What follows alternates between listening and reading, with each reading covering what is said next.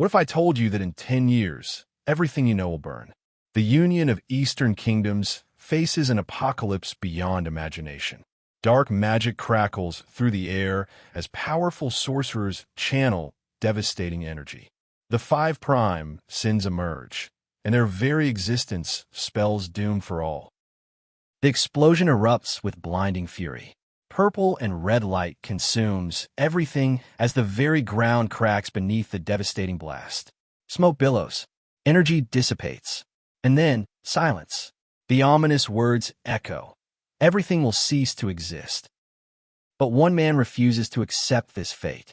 Thorne Alderan sits surrounded by scattered papers, his dark eyes burning with determination.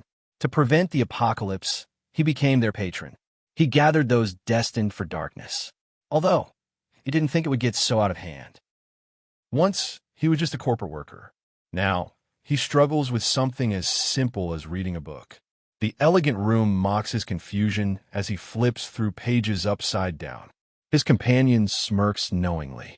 Even though he's apparently illiterate with no special abilities, somehow he must save the world. Dinner is served in opulent splendor.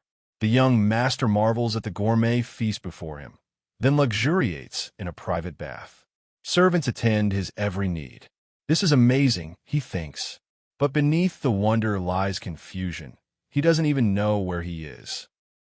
The maid mentions other young masters returning tomorrow. Young masters? His expression shifts as she speaks of the Palateo family. That name sounds ominously familiar. As he sinks deeper into the luxurious bathtub, realization begins to dawn. The bubbles around him seem to mirror his growing panic. The pieces click into place. He's inside Psychedelia, the turn-based RPG he used to play during rare breaks from corporate life. He knows this world, knows what's coming. The five prime sins, greed, wrath, sloth. No matter how you play, once they appear, the game ends in destruction. House Palateo, merely a noble house of thugs that appears as a minor side quest. Leo Palateo, the king of vice. Tonio Palateo, the king of narcotics. Both masked in elegance but steeped in villainy. He stares at the creepy manor before him. Yeah, he knows this place all too well. Alon Palateo reflects on his impossible situation. Why did it have to be this family of all people? They treat him like a slave. In 10 years, he'll be reduced to ashes. How does a transmigrant have no privileges at all? But then, a spark of hope. He knows the game's main plot. A dangerous idea takes root. Couldn't he just eliminate the source of the apocalypse early? He crushes a flower in his hand, deep in thought. They're still children with no abilities yet. It should be doable, right? 2 months later, his plan begins to unfold. Evan acknowledges his master's praise with professional respect. The young man hired the right person. Evan is quite capable. But Evan can never tell what his master truly thinks behind that blank expression. The lack of visible emotion has become oddly unsettling, even to himself. Evan's single eye gleams as he discusses the raid's purpose, rescuing the girl named Eutiah. His years as a mercenary have shown him extraordinary things, but this child stands out among all he's encountered. The atmosphere grows tense as shadows hint at the prison-like dangers ahead. In a dark chamber, she sits chained, yet emanating terrifying power. White hair flows around her like silk, but crimson energy swirls ominously. Despite her immense abilities, she chooses to remain confined. Alon questions why someone so powerful would accept such restraint. The answer weighs heavily on his conscience. Leaving her untouched is crucial to his plan. Eutiah Bloodia, a bloodborne who contracts with otherworldly beings for power. She's destined to become the sin of wrath, a ruthless monster killing hundreds of thousands. But with proper, peaceful upbringing, maybe she won't become the apocalyptic destroyer. Evan sits contemplatively as his master explains the delicate timing. It's not the right time yet. The younger man struggles to understand the secrecy surrounding their support for the orphanage. Evan prepares a letter for Eutiah, each action carefully calculated for maximum impact. Evan's concern for her trauma runs deep. She's endured horrific experiments. The letter he places on the table carries gentle intention, meant to soothe her suffering. Outside, a cloaked figure rides with urgent purpose. But can words truly heal what she's endured? The complexity weighs on his mind. The archbishop raises his staff in desperation. "Oh, sin of wrath, settle yourself." But blood splatters across the chamber as violence erupts. A shadowy figure emerges from the crimson chaos. The woman with fierce white hair speaks the chilling truth. It's too late. Chaos and bloodshed, exactly how the game typically unfolds. But there's still a decade before that moment arrives. Maybe it's not too late after all. The young man groans with mild annoyance. Befriending a monster seems ridiculous, but the strategy might work since her race worships otherworldly beings. Evan reflects on the impossibility of understanding fanatic minds. The girl with silvery hair stands eerily still, holding his letter. The strange mana emanating from her is difficult to believe. She's an eerie child with no visible emotion. When they mention Lord Alon's name, tension visibly spikes. In the swirling darkness, she questions why he hasn't summoned her. The letter in her hands radiates powerful mana. Only master-level practitioners can manifest such energy. The boy in the hooded cloak stares in disbelief. He can't comprehend what's happening. Timing. That's the key to everything. The cloaked figure processes the revelation as she gently embraces him. This covenant. Only the true master would know its secrets. Against this surreal pink landscape and towering moon, understanding dawns. He sees clearly now. This is his will made manifest. Meanwhile, in Alon's room, he exhales with satisfaction. Nothing beats a productive day extending this wonderfully lazy life he leads. Even the full moon shines brightly, as if cheering him on. With one plan in motion, he turns his thoughts to the second target. Time for the next phase. Under the serene moonlight, chaos suddenly erupts. A book tumbles down, striking a startled young man who clutches scattered papers in frustration. In a vast library, Evans searches desperately.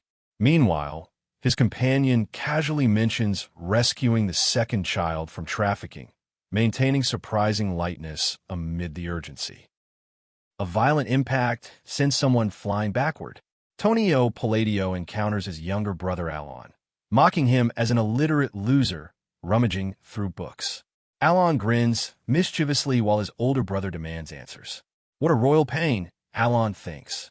He'd love to smack Tonio, but the standing figure declares he'll take his leave, asserting dominance over the fallen man. A sinister laugh echoes, good, he knows his place. But an ominous presence lurks in the shadows, annoyed by pests causing a ruckus. The threat is clear. Both must leave, or blood will spill this morning. Palateo, the first son, confronts his brother with aristocratic disdain. He suggests Tonio scrub off that brothel stench before entering the study. It reeks of indecency. Tonio fires back about Leo's own corruption. The sibling rivalry runs deeper than mere words. Violence simmers beneath their elegant facades. If he truly hopes to live the dream, Alon absolutely cannot get involved with them. Crashes and destruction echo through the manor as he crawls desperately away from the chaos. Living as an incompetent, illegitimate child suddenly seems like the perfect strategy for survival. A character groans on the ground, while another reflects on the bizarre nature of their rescued child. How does this man know about human experiments and trafficking in distant regions? Then he decides to rescue these eerily powerful children. The opulent surroundings contrast sharply with the dark implications. Bizarre, he questions, running a hand through his hair. More like apocalyptic. The scene shifts to the majestic Carlian kingdom, central figure of the Union. From their human trafficking ring, he rescued someone who will become far more dangerous than anyone realizes. The shadows behind bars hint at future destruction. Sold into forced labor as a child, receiving abuse everywhere he goes, this broken soul will later become the sin of sloth. He'll decimate all kingdoms in unimaginably horrendous ways.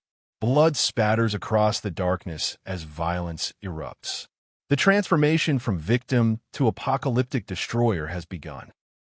He may be called the sin of sloth, but he's a tireless worker who repays every grudge 100-fold. So Alon advised Evan multiple times to be extra nice to him. The scene transitions from chaotic violence to peaceful contemplation as they discuss growing closer through everyday small talk.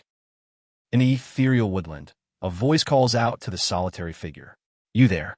The blue-haired boy stands motionless as the accusation pierces the silence. "You're broken, aren't you?" Those scars tell a story of suffering. They know who inflicted this pain, the shadow goat.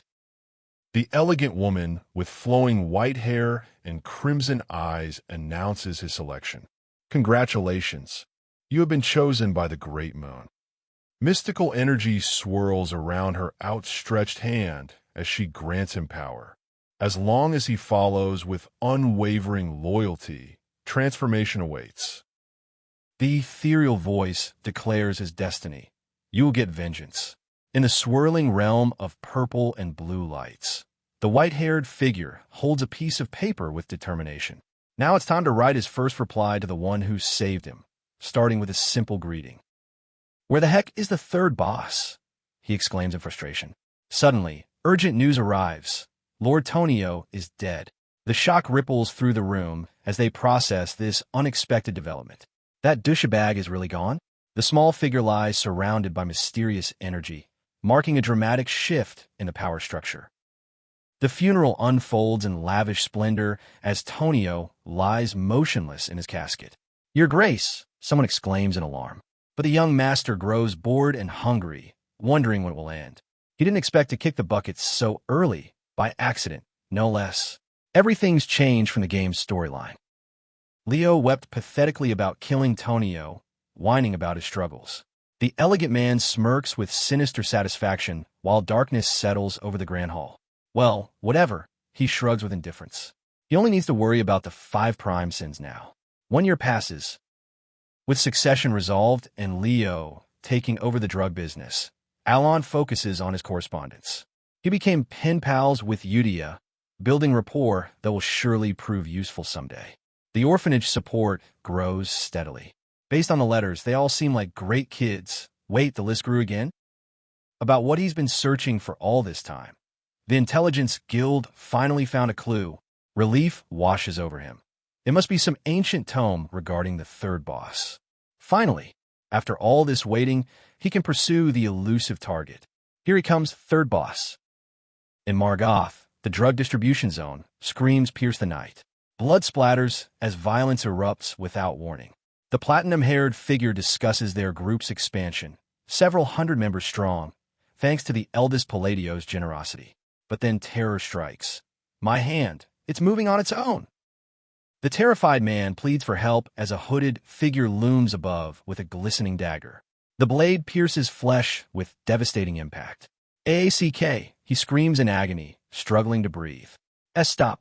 But the cascade of dark colors intensifies, marking another victim of the puppet master's control. The cloaked figure speaks of their puppet show with cold satisfaction. The list of patrons grows longer with each manipulation. But the dark-haired boy questions the meaning behind these actions. "Why? Do you pity them?" comes the distant reply. Purple strings of control dance through the darkness. "No, they're filth who grind people to make drugs," he responds coldly. "But how does this help with revenge? The foundation they're building will enable a glorious return for their master. They can't welcome him to a place so unworthy, can they?" Understanding dawns with terrible clarity. Energy swirls in brilliant patterns as the ritual reaches its peak. May all things come to pass in accordance with his will, the shadowy figure intones. Light explodes across the battlefield as their true purpose is revealed.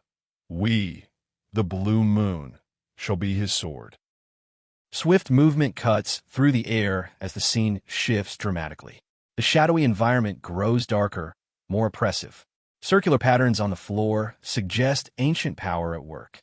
The atmosphere thickens with danger as obscured shapes move through the darkness, leaving only foreboding silence.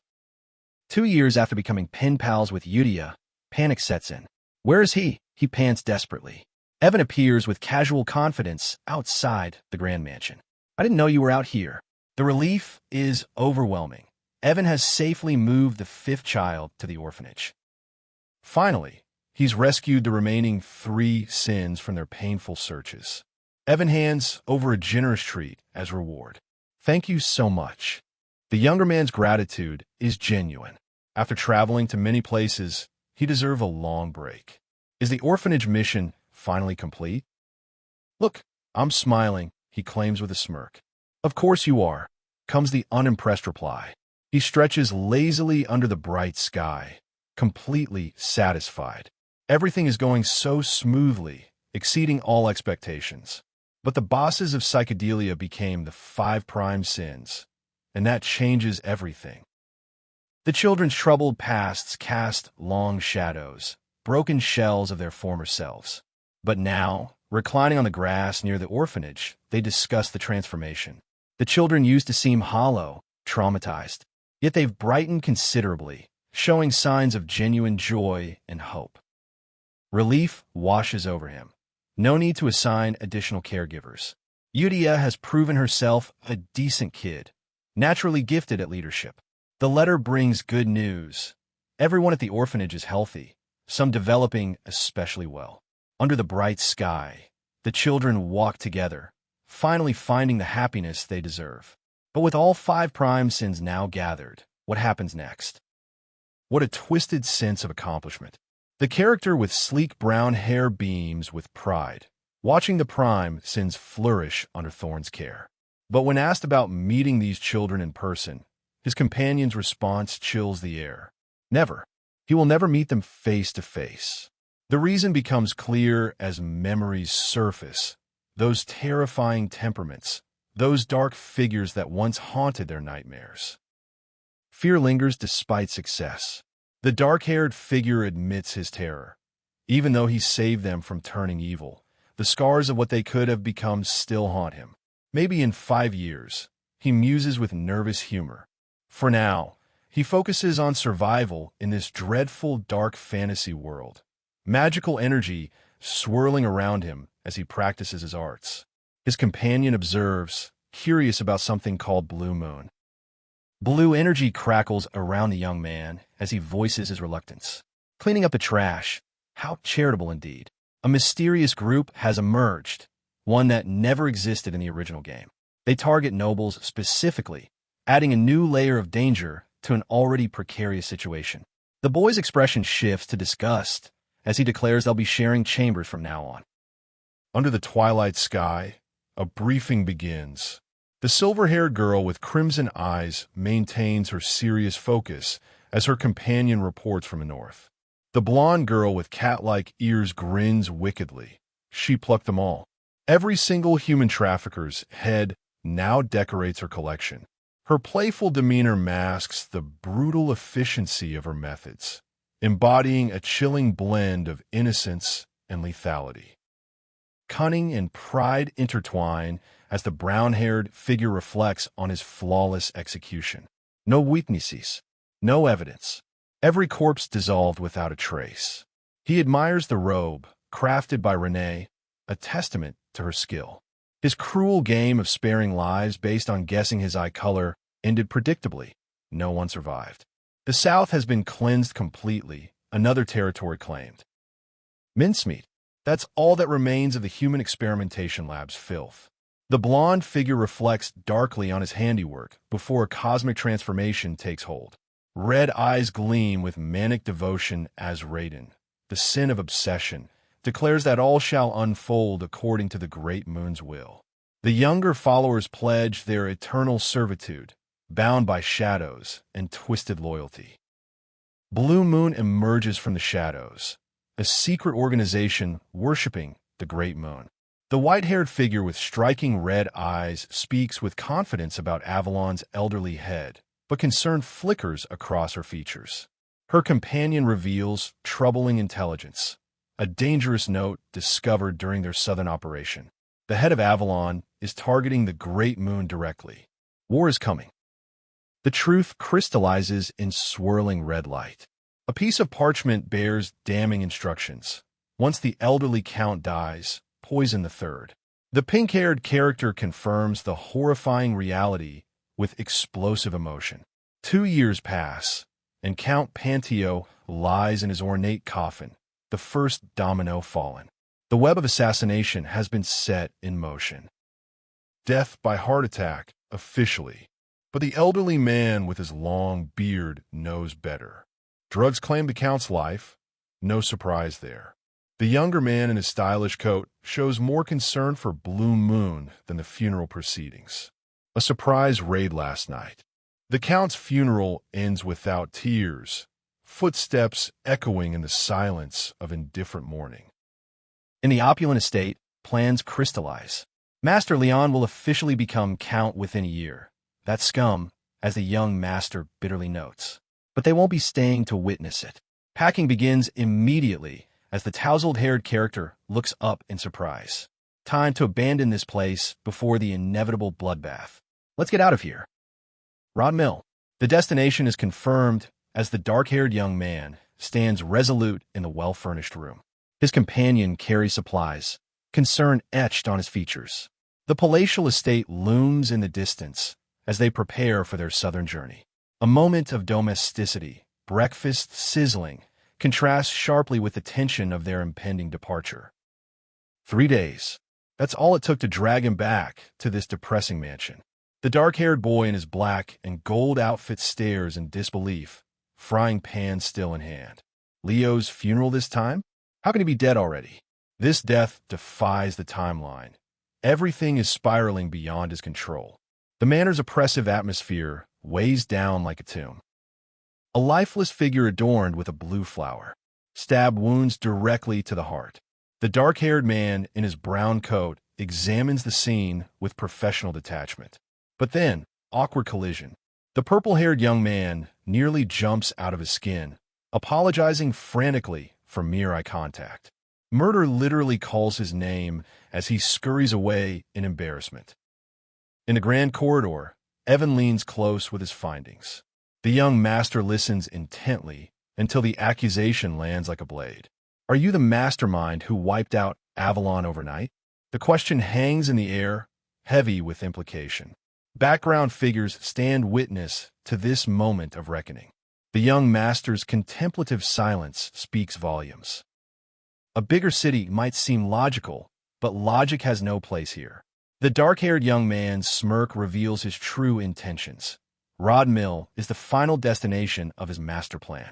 No negotiation, no alternatives. He's taken the necessary measures, and the broken glass imagery hints at the violence those measures entailed. This game ends where he chooses.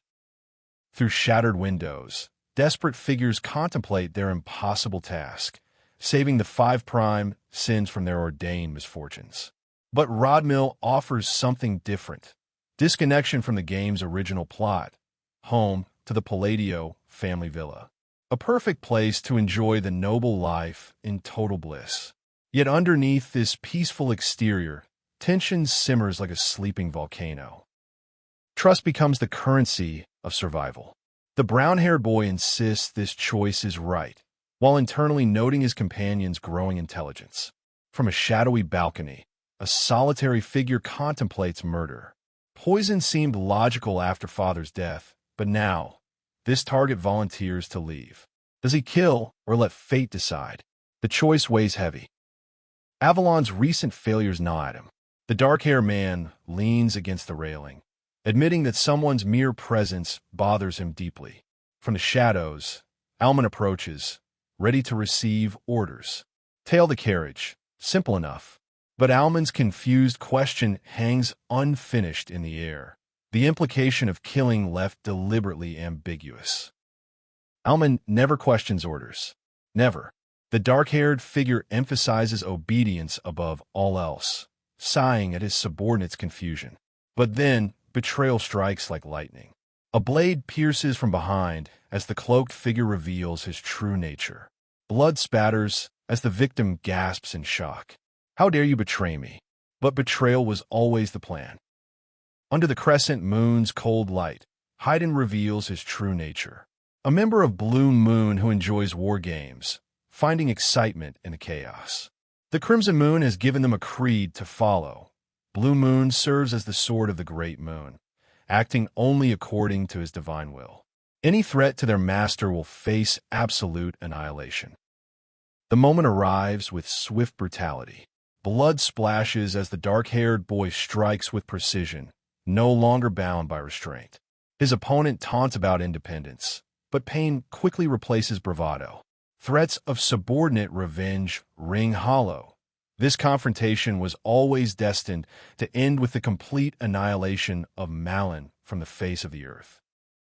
Such a shame, isn't it? The great moon offered a chance, but some refused salvation. Under the crescent moon's judgment, consequences unfold with supernatural swiftness. As dawn breaks over the clock tower, a new day begins. The cheerful boy stretches with innocent joy, celebrating the freedom to wake whenever he pleases. If only he knew the price of such bliss. Pure contentment radiates from the breakfast table. Toast and pastries pile high as the dark-haired boy savors his meal with genuine delight. This is the spoiled, noble life he's dreamed of. Perhaps he should open a toast shop. But reality intrudes as a servant announces an incoming message. The dropped letter lands with ominous weight, shattering the peaceful morning. The Palateo manor stands draped in mourning. Another coffin, another funeral, marking the tragic end of his heavenly period in Rodmill. The tall, dark-haired figure observes the proceedings with stern composure, while others question the bizarre behavior surrounding them. The accusation returns. Are you the mastermind behind Avalon's overnight destruction? Confusion mounts as ridiculous situations spiral beyond comprehension. In a lavish room, truth cuts like a blade. The dark-haired boy slouches in defeat as his composed companion explains the web of benefits surrounding Leo's convenient death. With Avalon gone and Leo eliminated, the perfect path to legitimate inheritance opens before him. The logic is undeniable, the timing suspicious, and the implications terrifying. He never wanted to be a mastermind. Where does one even begin explaining overnight annihilation? The man in his brown coat contemplates the impossible as his enthusiastic companion makes a playful entrance. No organization should possess such devastating power. But Blue Moon defies logic. They eliminate criminals without leaving bodies, only mysterious marks. The swirling darkness of their methods remains incomprehensible. Total carnage. That's how they describe the slaughter. And now he's labeled the scary mastermind pulling the strings. In the shadowy hideout, three girls discuss their handiwork with chilling casualness. Did you leave traces? None. The sword-wielding girl with cat ears declares her own perfect record, gripping her blade with frightening enthusiasm. Clean work requires clean consciences. The door creaks as the cloaked figure returns, staff crackling with purple energy. Mission accomplished. 466 remaining memories of Avalon, all cut down in half per exact instructions. The subordinate confirms the grim tally while their silver-haired boss approves with satisfied perfection. The systematic elimination continues with ruthless precision. Avalon's remnants vanish into history.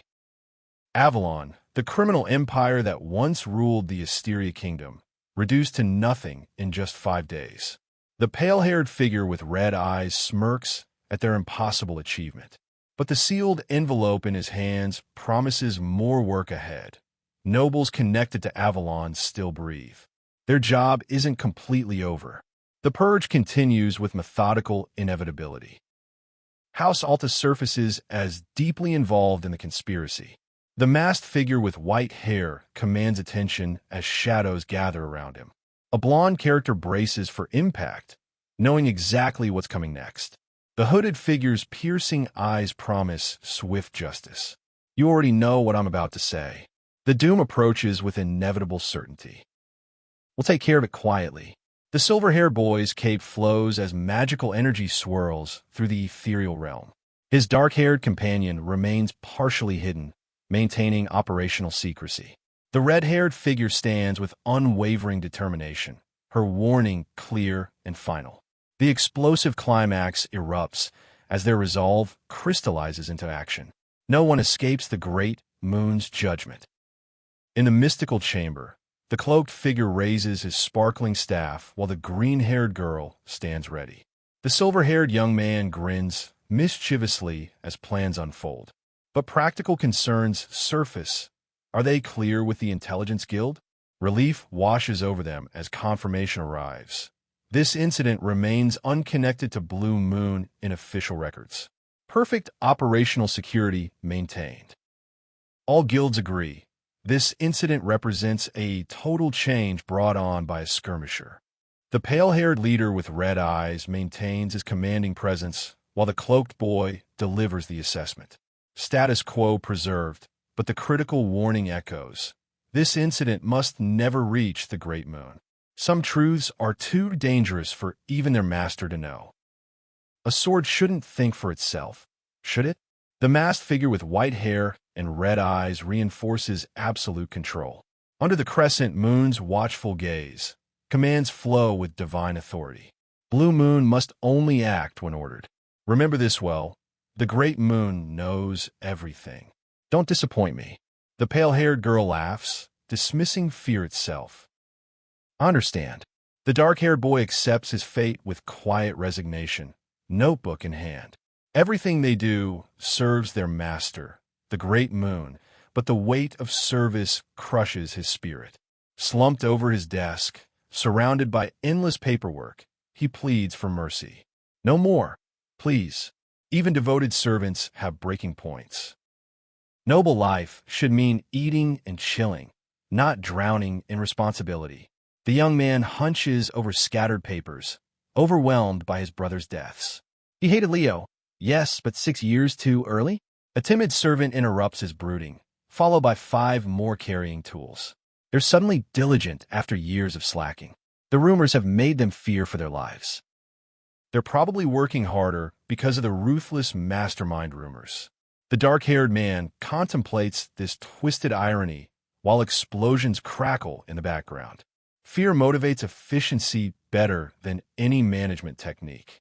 Electric energy builds around an unseen hand as the young master's reputation for violence spreads. Sometimes being misunderstood has unexpected benefits. 2 years of self-taught magic, already reaching second tier without formal training. The black-haired boy stands surrounded by mystical energy, his talent undeniable. Most people require 4 years under proper instruction. His companion notes with admiration. The sparkling mana orb crackles between them as anxiety drives relentless practice. But natural ability only goes so far when survival depends on power. Initial excitement faded into grim reality. The dark-haired boy watches electrical energy surge around books and objects, contemplating his limitations. Once his master plan succeeds, safety should follow. Training at his own pace seemed reasonable until self-defense became critical. Then came the terrible realization: his mana core is comically tiny. Potential has its cruel boundaries. Very, very minuscule. The shadowy figure delivers the crushing diagnosis about his mana core with clinical detachment. Frustration and disbelief wore across the young man's features as hope crumbles. But wait, there might be a workaround for his magical deficiency. Suddenly, his cheerful companion reminds him about something important. The ball. How could he forget such a crucial social obligation? The seasonal ball in southern Asteria, where nobles gather to weave their social webs. Already tired before it begins, the dark-haired young man in his navy suit surveys the opulent ballroom. Since he'll become a count soon, networking becomes essential. These relationships could determine his future success or failure. Time to make some strategic friendships among the glittering elite. The ornate ballroom buzzes with refined conversation as tension crackles beneath polite facades. 2 characters share an intimate moment while the nervous figure in black nearly flinches at their sudden appearance. The tall, uniformed man stands confidently as his companion smirks with sardonic amusement. Don't take it personally, he suggests with barely concealed mockery. But upset? Not one bit. Confidence radiates from the dark-haired boy as he acknowledges potential scorn for his family's lacking dignity. But he came prepared with a secret weapon, social skills perfected in private practice. The sophisticated woman beside him appreciates the wine's intriguing flavor, its captivating aroma filling the luxurious space. Time to break prejudice with charm and calculated charisma. The nervous waiter spills wine as reality crashes into carefully laid plans. That wasn't supposed to happen. His aggressive coercion of the woman reveals a darker nature beneath the charming facade.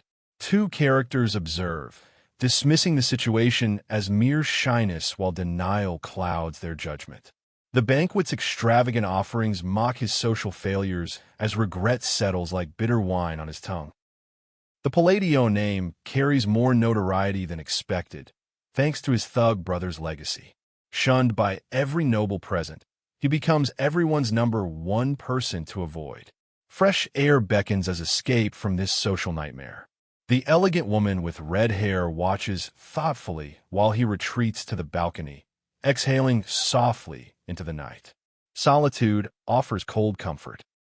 Would it all go wrong? Standing pensively at the balcony, he questions his path through this social minefield. But someone approaches with urgent purpose, breaking his melancholic solitude. Is someone actually seeking him out voluntarily? Startled curiosity replaces self-pity as the mysterious figure prepares to reveal their identity. Perhaps this evening holds unexpected opportunities after all. Loria Altea, third daughter of Duke Altea. The rogues of the north, of course. No normal person would approach him willingly at this social disaster. Her elegant green gown and flower-adorned hair speak of refinement, but her family's notorious reputation precedes her. The young man's cynical realization proves accurate once again. Dangerous connections seek him out like moths to flame. Why doesn't he remember this girl from the game? The question gnaws at him as Loria appears increasingly distressed. She speaks with desperate plainness, pleading for his strength. Under the star-filled sky, a male character in blue uniform echoes her plea. Then the revelation strikes like lightning. She's going to be assassinated. The stakes have just escalated beyond social embarrassment. On the illuminated balcony overlooking the grand festivities, desperation takes human form. The young woman with chestnut hair and flower ornament reveals her precarious position, protected only as the Duke's mistress's daughter. Her safety depends entirely on her father's survival. Assassination looms like a sword over her head, and she's begging for strength from a stranger she believes holds power. No wonder he never saw her in the game. She was already dead. The Twilight balcony frames their conversation as harsh reality sets in. Despite her desperate plea and offer of estate compensation, he delivers his crushing refusal. I respectfully refuse. He won't give her false hope when he feels utterly powerless to change fate. Sometimes the kindest cruelty is honest rejection. Standing beneath the twilight sky, Loria Altea delivers her parting words with quiet dignity. Her green gown flows in the evening breeze as she gazes at the young man who refused her desperate plea. Good things will come your way, she whispers, hope lingering in her voice despite his rejection. The weight of her impending doom hangs between them like a shadow. In the grand banquet hall behind them, life continues obliviously, but for Loria, time is running out. In the shadows of the ornate chamber, cloaked figures whisper of fate and death. They speak of the Crimson Moon's prophecy, how good fortune will come to that thing. But their true purpose becomes clear as ice. Every member of the Altea family will be eradicated, except for one. The girl with green eyes and flowing brown hair listens to her own death sentence being planned. The Avalon incident must remain hidden from the Great Moon at all costs. Back at the Grand Ball, social isolation becomes a plague. The young man notices how every noble maintains their distance, avoiding him like he carries some invisible curse. Then salvation appears.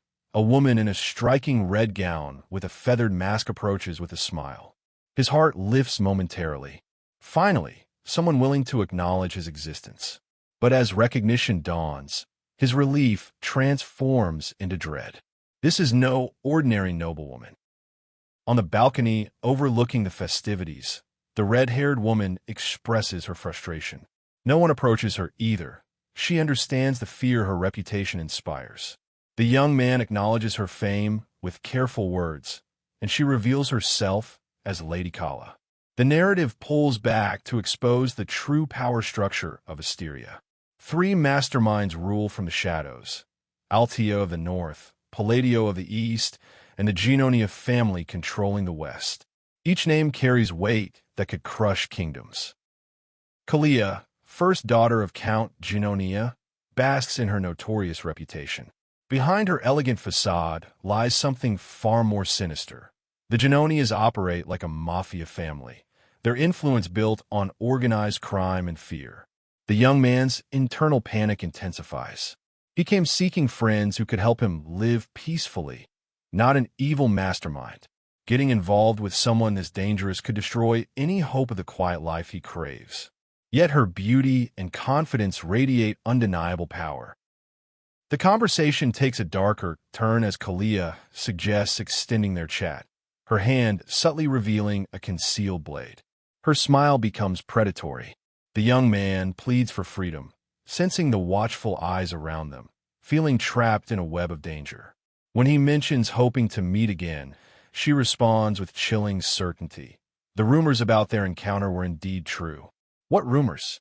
And why does her confirmation feel like a death sentence? In the shadowy corners of the ballroom, conspirators monitor the situation. A cloaked woman reports that the Avalon incident remains contained, but a new concern emerges. Something has been watching the Great Moon. Their orders are clear: observe and dispose of threats as needed. Meanwhile, the young man notices a shadow lurking nearby, his wine glass trembling in his hand. Dark figures dash down the staircase. The question echoes ominously. Are you really sure this time, young master? Deep within a mystical gorge where darkness reigns despite the daylight, 2 cloaked figures stand before their destination.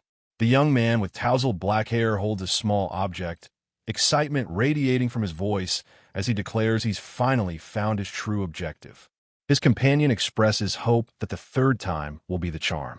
Blue glowing markings adorn the rocky walls around them. This is no ordinary cave. This is the entrance to the legendary Labyrinth of Whispers. Before the magnificent Labyrinth Gate, Aura places anticipation. After solving riddles in 8 challenging chambers, they've earned their reward, a rare artifact of immense power. The young man marvels at the intricate craftsmanship, his gaming knowledge bringing recognition to every detail. But seeing it in person transcends any digital experience. The glowing blue symbols pulse with ancient energy, and the gate's design speaks of care and purpose from a bygone era. Questions arise about how he knew of this secret location.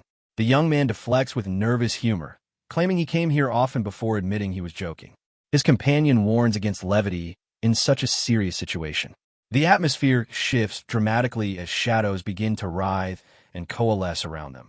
Something sinister stirs in the darkness. The cave itself seems to come alive with malevolent energy. Whatever protection this place once offered is about to be tested. The dungeon erupts in violence as a monstrous hand crushes everything in its path. Stone and bone crack with sickening sounds. The young man grimaces, realizing the terrible truth. This beast will attack the moment they answer incorrectly. One wrong riddle means death. His companion observes with unsettling calm, which only increases the tension. How can anyone remain composed when facing such a gruesome fate? The monster's next strike could easily be their last. Standing amid the crumbling debris, the young man reflects on his enigmatic master. For years of service, yet the mystery deepens. His master rarely leaves the domain. So how does he possess intimate knowledge of every inch of this ancient maze? Despite solving the current riddle, they must wait for something ominous to finish its work. The rumbling grows louder. Through all the confusion and danger, one truth remains. Everything his master does serves a greater purpose. The final chamber reveals itself in all its glory, a majestic space filled with artifacts and pulsing magical energy. The young master's expression carries hints of apprehension about what's to come, while his companion cannot contain his excitement about reaching this legendary space. Ornate walls frame a central pedestal that sparkles with otherworldly power. They fought through 8 chambers of deadly riddles to reach this moment. But what awaits them in this sacred space may test them beyond anything they've faced. The young master holds up a simple black ring, declaring their mission complete. His companion questions whether this unremarkable object was worth their perilous journey. It looks utterly worthless. But appearances deceive. The young master warns against taking anything else, as it would only bring misfortune. This seemingly worthless ring is actually a constraint, an artifact of incredible power. A mysterious figure emerges from the shadows, bearing an uncanny resemblance to the young master himself. In the dark dungeon, recognition dawns. Those rocky piles outside were golems, ancient guardians awakening to defend this place. Unknown enemies circle like wolves, creating the worst possible scenario. The young man grips his sword tighter, knowing he must find a way to protect his master from the approaching threat. Then, unexpectedly, another figure steps forward, offering to take on the looming danger. The offer surprises everyone. But who is this mysterious ally, and can they be trusted? Chaos erupts as the ground trembles beneath their feet. The hooded figure calls out urgently to the young master, warning him they need to find an exit before whatever he's planning unfolds. Rocks shake with tremendous force, and the very foundations of the labyrinth seem ready to collapse. The young master realizes his second-tier spells aren't powerful enough for what's coming. With determination blazing in his eyes, he raises his hand and declares, "I hereby bear this." Power surges through the young master as he stands in a commanding pose, his dark purple hair flowing as energy swirls around him. He extends his hand and speaks a single word that changes everything: constraint. The air itself responds to his command, dark mist coalescing with a resonating sound that echoes through the chamber. Light and shadow dance around his silhouette as he channels forces beyond normal comprehension. The very atmosphere bends to his will, but at what cost? The scene transforms into a cosmic void filled with swirling darkness and scattered stars. An ancient voice speaks of Nyakula's great will, while the dark-haired young master walks away with purpose, smoke trailing behind him. His companion hears the mysterious voice and questions its reality. The game never had voices like this, only selection windows. A shadowy entity emerges, its sinister face twisted in a malevolent grin, radiating ominous energy that suggests this encounter has awakened something far more dangerous than intended. In the mystical labyrinth space, the hooded figure faces a magical interface, demanding he speak the constraints to be imposed. The ancient voice makes everything feel terrifyingly real. This is no longer just a game. The command echoes through the void: impose the absolute use of Bavilova's hand seals and magic. The young master stands ready, hands positioned for the ritual. Swirling shadows and ethereal light surround him as he prepares to bind himself to laws that will forever change how magic flows through his body. The cosmic entity poses the ultimate question: what does he hope to gain from these constraints? The young master's answer comes without hesitation: the power to bend the laws themselves. His declaration resonates through the void, earning a glowing approval from forces beyond mortal understanding. Standing tall in his sleek black coat, determination etched in every line of his face, he simply states, "One more." The ancient voice commands him to speak again. The ritual is far from over. The young master forms a complex, triangular gesture with his hands, his dark purple hair catching the otherworldly light. He imposes a second constraint: limited use of Baviloya's utterances in magic. The glowing artifact beneath him pulses with power as the entity asks again what he hopes to gain. His answer is simple yet profound: the same. An ethereal face materializes in the swirling magical energies, surrounded by smoke-like tendrils. The stakes of this magical contract grow heavier, with each constraint accepted. Anxiety creeps in as the young master questions whether he's made a mistake. His gaming knowledge runs deep. He's memorized countless hand seals and utterances from playing obsessively. Choosing constraints at this point should maximize his magical attack power. He's copied skill icons just to be safe. This has to work. A majestic cloaked figure emerges, offering gratitude for carrying forth his will. The approval comes through, but the mysterious phrase about divine will leave questions that may haunt him forever. Confusion fills the hooded figure as he ponders the meaning of carrying forth his will. The ring on his finger grows warm, absorbing some mysterious energy.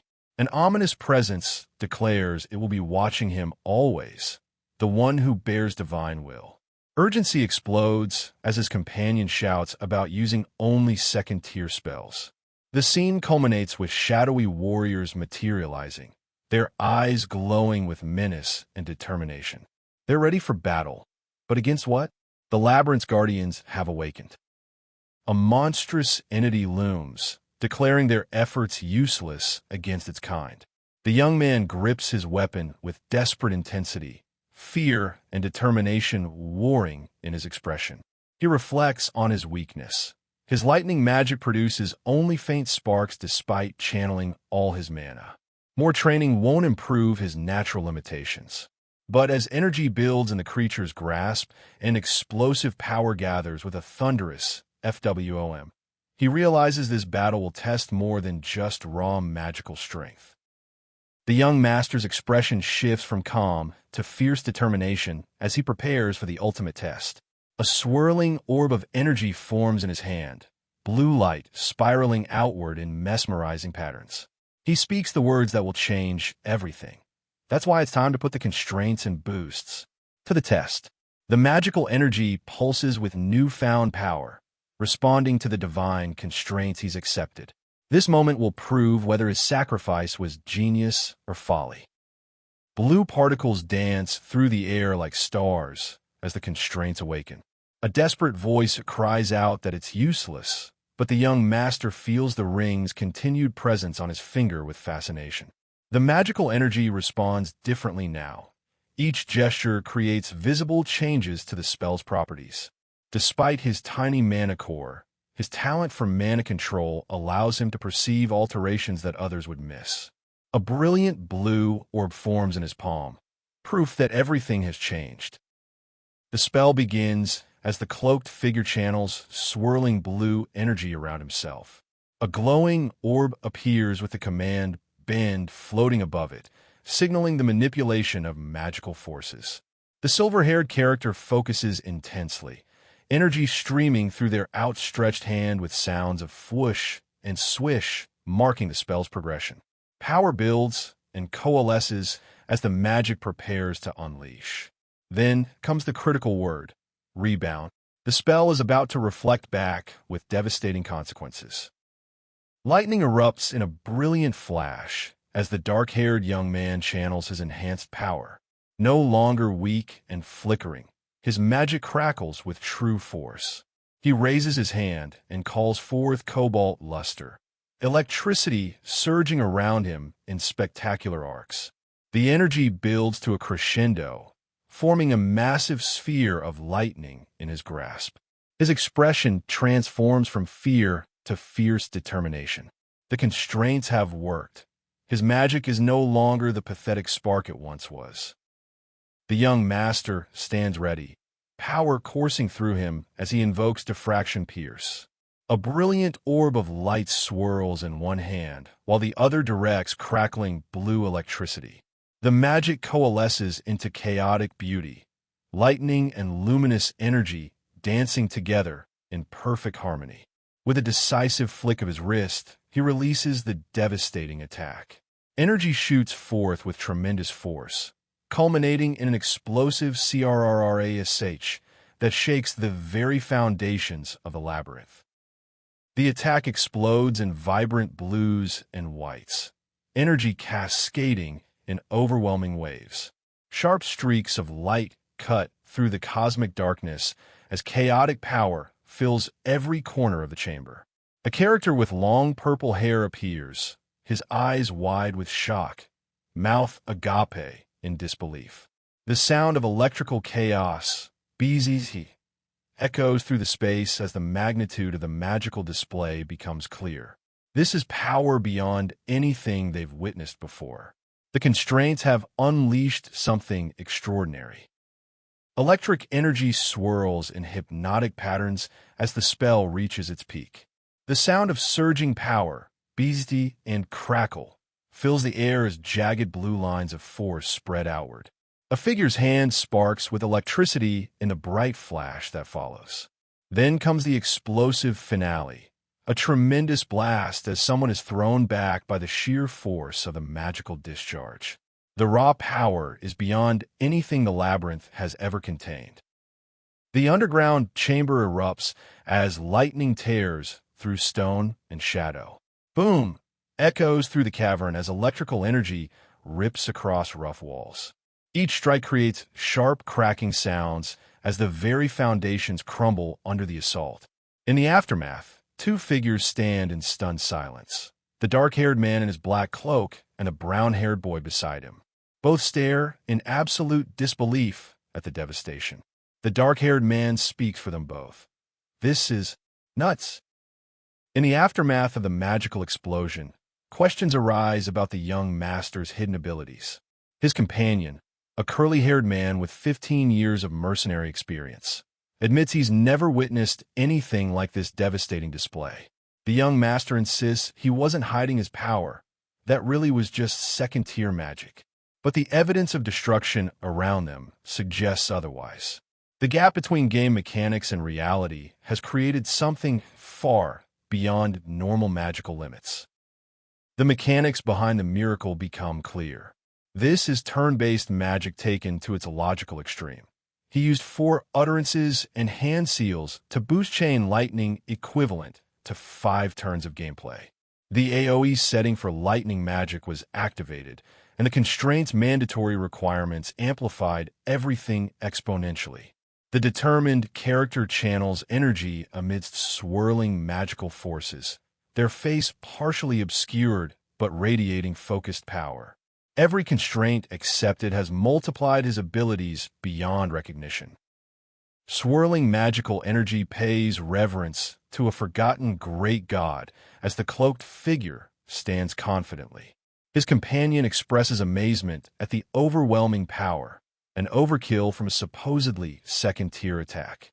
The tension melts away as they emerge onto scenic cliffs under a peaceful sky, greenery stretching before them. The dark-haired man sighs with relief, reflecting that the experience carried more psychological pressure than an actual battle.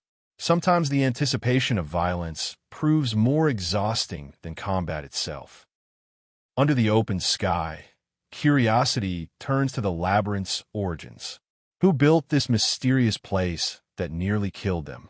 The brown-haired companion reveals another name for the labyrinth of whispers, and mentions that someone called Falun constructed it. As they prepare to head east, the companion seems exhausted from their 3 weeks of adventures.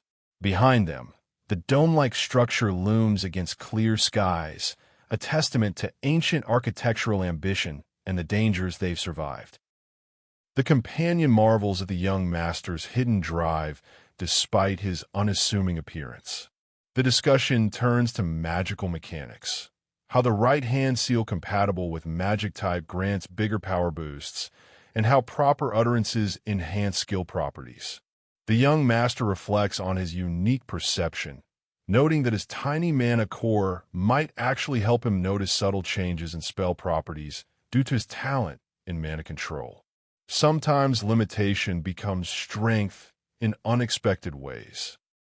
In the tranquil forest setting, the young master expresses his intention to test his enhanced magic once his mana fully restores. His companion reflects on their successful journey with satisfaction. Soft moonlight filters through the trees, creating a peaceful nighttime atmosphere. But tranquility shatters as rustling sounds emerge from the surrounding foliage. A blonde figure with striking green eyes appears, gazing thoughtfully into the distance.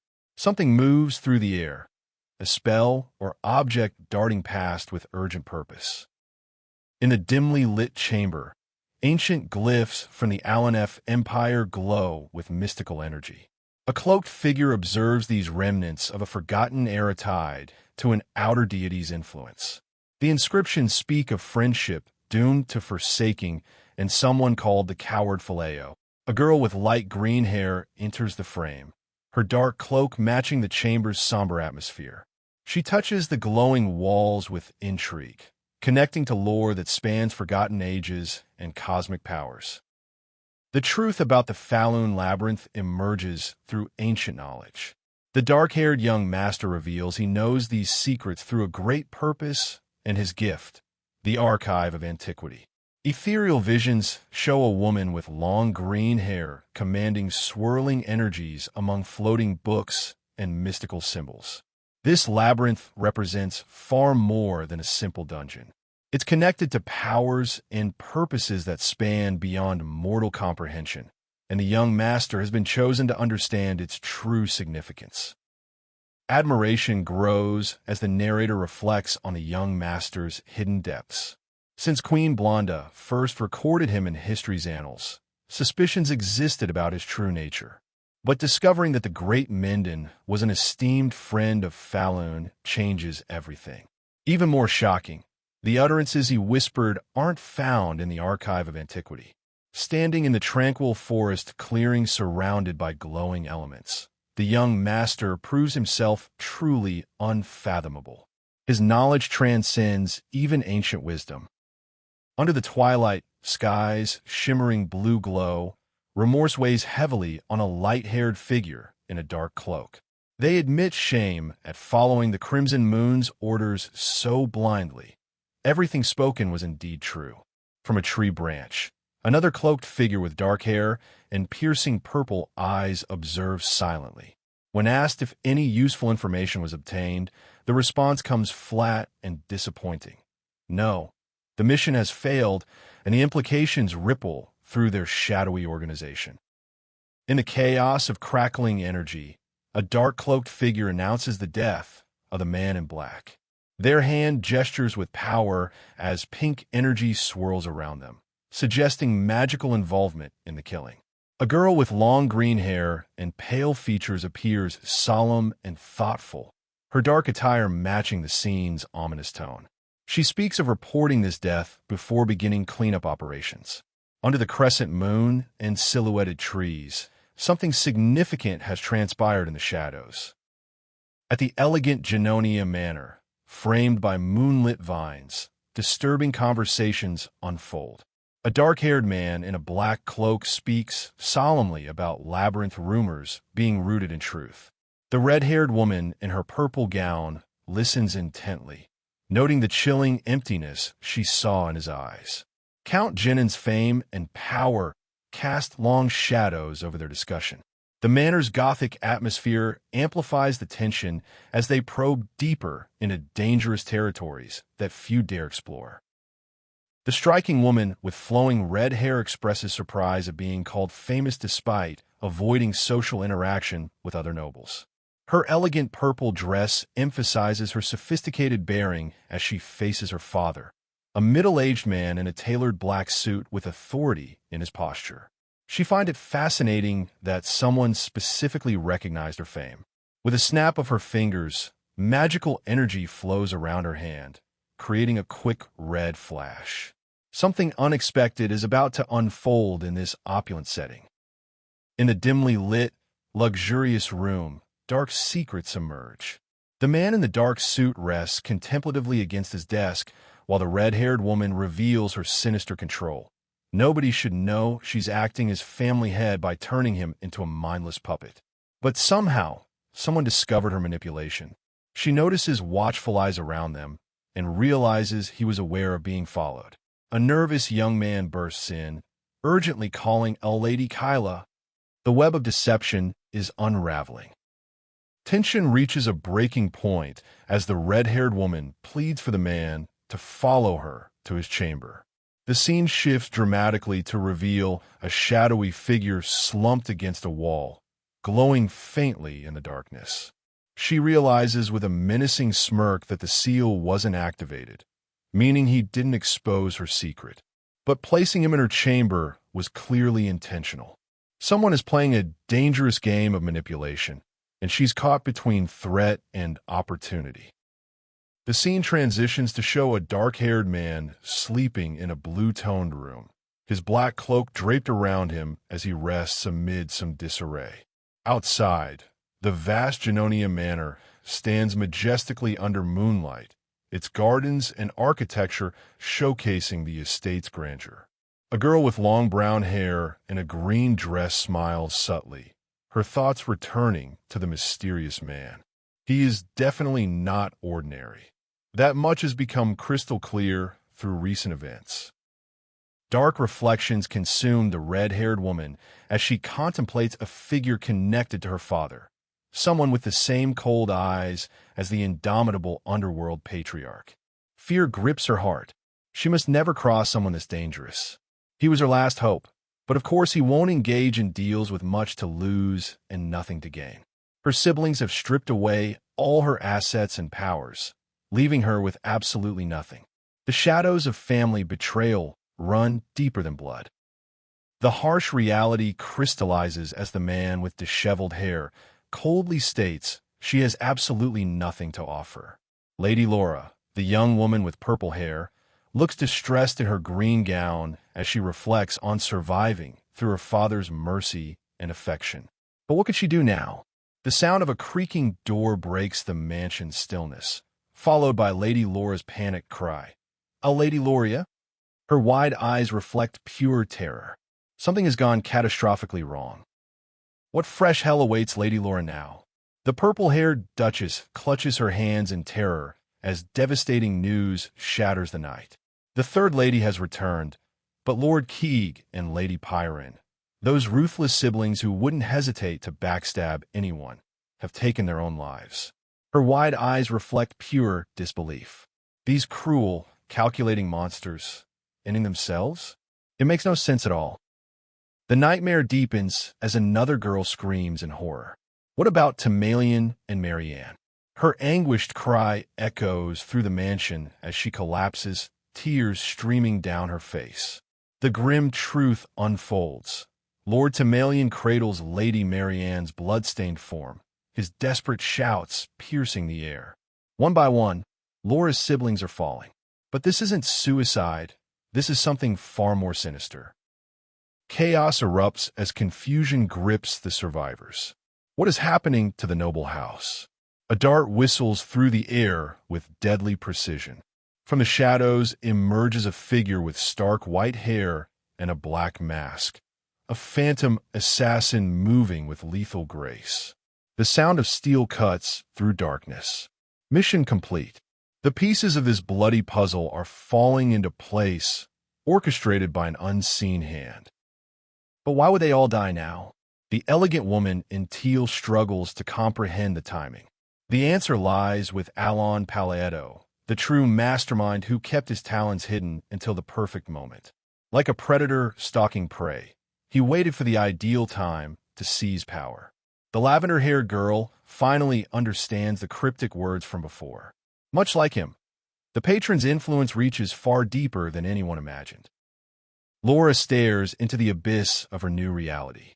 Overnight, she has become the sole heir to the dukedom, the last woman standing in a house of corpses. She clutches her hands tightly, understanding the terrible truth. She has made a deal with the devil himself. Too late to turn back now. The shadows whisper of countless others who dared betray him, and their fates were far worse than death. 2 months later, the world has shifted. Duchess Alida, formerly known as Laura, now rules from her mountain estate, the morning sun casting long shadows across her domain. A knock at the door brings an unexpected gift, a bottle of Cernant's wine worth several thousand gold. The young men examining it can hardly believe their eyes. Such extravagance. But from whom? And why now? Thorne examines the card with growing bewilderment. The gift came from Laura herself, not her mother. But why would she send such a precious offering? The servant confirms the shocking truth. The Duchess prepared it personally. Wait, That means Laura, the feeble sheep among wolves, is now the Duchess? His mind reels at the implications. How did the weakest sibling claim the throne of power? Duchess Alida reflects on how quickly 2 months have passed since claiming her father's office, a room she was never allowed to enter before. The irony cuts deep. While her siblings plotted her destruction, she was at a ball, providing the perfect alibi. Her secret organization had already been eliminated by her brothers and sisters, leaving her with nothing except the patronage of a devil who moved in shadows. The truth crystallizes in her mind like ice. She truly had no power to speak of. He turned her down with casual indifference, then dealt with everything impeccably. How many moves does this chess master see ahead? She didn't even notify him of her father's funeral, fearing it might inconvenience him. The mere thought of his calculating mind sends chills down her spine. Alida paces the mansion's shadowy halls, her thoughts turning to darker calculations. She's almost certain he helped her because he needs the Eutiah family for something specific. Even after merging all organizations under her control, it's probably still far from his true extent of power. White roses bloom against cold stone, beauty masking deadly thorns. There is something else he wants from her, something only House Eutiah can provide. In the chess chamber, contemplation meets strategy. Thorne sits before the board, a piece delicate between his fingers, understanding that the Eutiah family's influence stirs the political landscape from the shadows.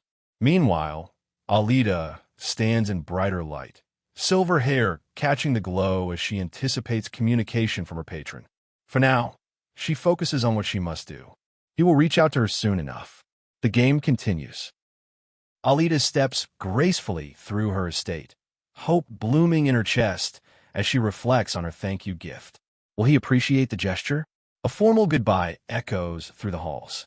But confusion spreads among the staff. Didn't she say she was going to be killed? How is she the Duchess now? The pieces don't add up. Something about this entire situation feels so weird.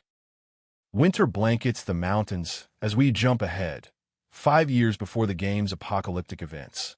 Snow falls on Thorne's opulent mansion as a nervous servant approaches the young master. The succession ceremony hasn't happened yet, but a year has passed since he inherited the title. His weary expression reveals the truth. Becoming a count was never part of his life goals. Yet here he stands, nobility thrust upon him by fate. Thorne reflects on his comfortable adaptation to noble life. The work-life balance has exceeded his expectations. But darker matters demand attention. His companion inquires about Leo's killers, confirming no leads despite the Intelligence Guild's thorough investigation. It's only a matter of time before they're found. Thorne contemplates the butterfly effect he may have triggered. What consequences await his interference in fate's design? Thorne opens another letter with growing anticipation. The monthly updates from the orphanage never fail to warm his heart. Renee pores over books while making time for friends. Raiden has discovered a love for gardening. Children play games under sunny skies, their laughter echoing across the pages. These simple reports of normalcy mean everything to him. Without even knowing their faces, he feels like a father watching over them. The conversation turns to the orphanage children's ages. The 5 prime sins are old enough to enter society. Most are nearly adults now, and some have already moved out to build their own lives. Colorful illustrations show their gratitude, children bowing respectfully as they thank him for nurturing them. It's bittersweet watching them grow up. Soon, they'll spread their wings and fly into the world beyond his protection. Thorne sits surrounded by correspondents, his expression serious yet caring. He thought he gathered them because they were sick, but now they're healthy young adults. He must consider the bright futures they might lead. After taking good care to prevent them from becoming doomsday monsters, they should be all right going forward. The abstract visions of Eutiah, Deus, Solon, and Renee flicker through his mind, each gifted with unique powers, ready for their destiny. Divine figures rise from the shadows as Thorne contemplates assignments. If he places each child in positions where their gifts can shine brightest, maybe they'll all lead brilliant futures. While organizing, his assistant struggles with towering stacks of papers, causing a chaotic avalanche. The sunset paints the office in warm hues as Thorne exclaims his satisfaction. Done. But his assistant gasps at the resulting disarray. Excitement fills the air as preparations begin. A brown-haired boy announces he'll be right back, while another hopes for future gifts from the orphanage children. Mystical imagery shows birds taking flight against a dramatic sunset as the patron sends his letters forth. The children gather eagerly. Instructions have arrived. Unlike before, each has received their own personal letter. Their faces shine with anticipation and purpose. In a dimly lit gathering space, the silver-haired girl with crimson eyes holds her letter with reverence. Instructions have arrived, and for the first time, they each have individual directives. The atmosphere crackles with anticipation as one child celebrates with a joyful yay. The moment feels significant, marking a transition from collective guidance to personal missions. Their patron has deemed them ready for independent action. Elijah stands assertively, silver hair catching the light as she instructs her companions to read previous communications first. Her red eyes gleam with authority. The green-haired boy asks if they can really see them, uncertainty clouding his features. Only Elijah has read the patron's letters until now. But the fact that he's sent individual instructions means he's foreseen they're all ready. This is the first set of personal orders since their initial greetings. Elijah explains the letter's significance. Their patron chose each of them personally, entrusting missions with utmost secrecy. But questions arise. Wouldn't personal visits or magical communication be safer than written orders? She emphasizes the need to decode instructions properly before carrying out missions. The tension builds as they realize the delicate balance between security and necessity. Their faith in him remains unwavering, even as doubts creep in. Excitement reaches fever pitch as they prepare to read their new assignments. The light-haired boy declares his destination, Calaba, the nation of knights. But another recoils in dismay. He doesn't want to go to the desert. Destinations spread across the map. Ravith, the city of entertainment. Lafia, the labyrinthian city. The holy kingdom of Rosario. Each assignment carefully chosen, each child sent where their unique abilities will serve best. Elijah's authoritative voice cuts through the chatter. They've all read their missions. Some will become knights. Others will receive abundant support. The atmosphere grows tense as she delivers a crucial warning. Unless their patron himself speaks of Blue Moon first, they must never reveal its existence. The weight of this secret could mean life or death. Their loyalty must remain absolute, their silence unbreakable. Elijah grips her letter tightly, tension radiating from her silver hair and crimson eyes. The gravity of their situation weighs heavy in the air. Then suddenly, freedom. The scene bursts into brilliant daylight as they step into the world beyond their shadowy meeting place. Two figures move across the landscape, their dark cloaks flowing as they begin their journeys. The path ahead stretches toward distant buildings and unknown destinies. 3 months have passed, and Thorne sits surrounded by magical research, frustration etched across his features. He still can't understand the effects of his interventions on magic itself. His companion delivers troubling news. The Intelligence Guild has made no progress investigating Leo's assassins. Is the butterfly effect spiraling beyond control? Just because he rescued the 5' sins and intervened here and there, has he unleashed chaos upon the world? The conversation takes an ominous turn as they debate halting the assassination investigation. Not knowing might be a blessing. There's no point digging deeper into people who know how to stay off the radar. Thorne's expression grows serious as cosmic imagery swirls around a mysterious figure. He started this search as a precautionary measure, but if he ends up dead because of it, better to leave sleeping shadows undisturbed. The mood shifts to something brighter as news arrives from afar. Deus has been knighted in Caliban. Thorne's companion shares this update with visible enthusiasm, the scene transitioning from shadow to light. The investigation will be suspended. If they don't approach dangerous forces first, there's no reason for those forces to harm them. Sometimes ignorance truly is bliss. But this news about Deus, now that's worth celebrating. In the bustling town square, two young men discuss the incredible news. How could someone advance from sword expert to above that level so quickly? Master Knights are the legendary swords of Caliban, superhumans among warriors. Deus's natural talent shines brilliantly, impressing everyone with his meteoric rise. The scene transitions with a time jump. 6 months later, a grand mansion rises against peaceful skies, hinting at momentous changes ahead. Inside the sophisticated office, Thorne receives earth-shattering news. Deus has been promoted to one of the 5 swords of Caliban, a Master Knight. His eyes widen in disbelief, gesturing animatedly at the impossibility. But wait, how can someone become a Master Knight without being a true sword master? The distinction between titles and actual power creates a puzzle that defies conventional understanding. What exactly has Deus become?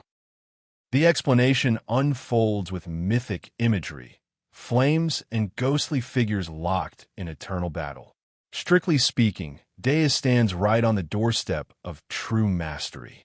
He hasn't achieved derivation yet, but Caliban awarded him the Master Knight title anyway. Why? Because he defeated the 4th sword in single combat. And with Caliban losing one of their Master Knights to northern barbarians, desperate times call for desperate measures. The conversation turns to magical theory. It takes 15 years to awaken and master mana control. Reinhardt, the 1st sword, achieved mastery at 32, making him the youngest ever. A flashback shows this legendary figure with flowing red hair, wielding his massive blade with confidence. Even with natural talent, the path to true power spans decades. Yet somehow, Deus threatens to shatter all conventional wisdom about swordsmanship. The impossible question lingers. How could a child with no prior swordsmanship knowledge become a Master Knight in just 1 year? If derivation is the only missing piece, perhaps Deus could surpass even Reinhardt soon.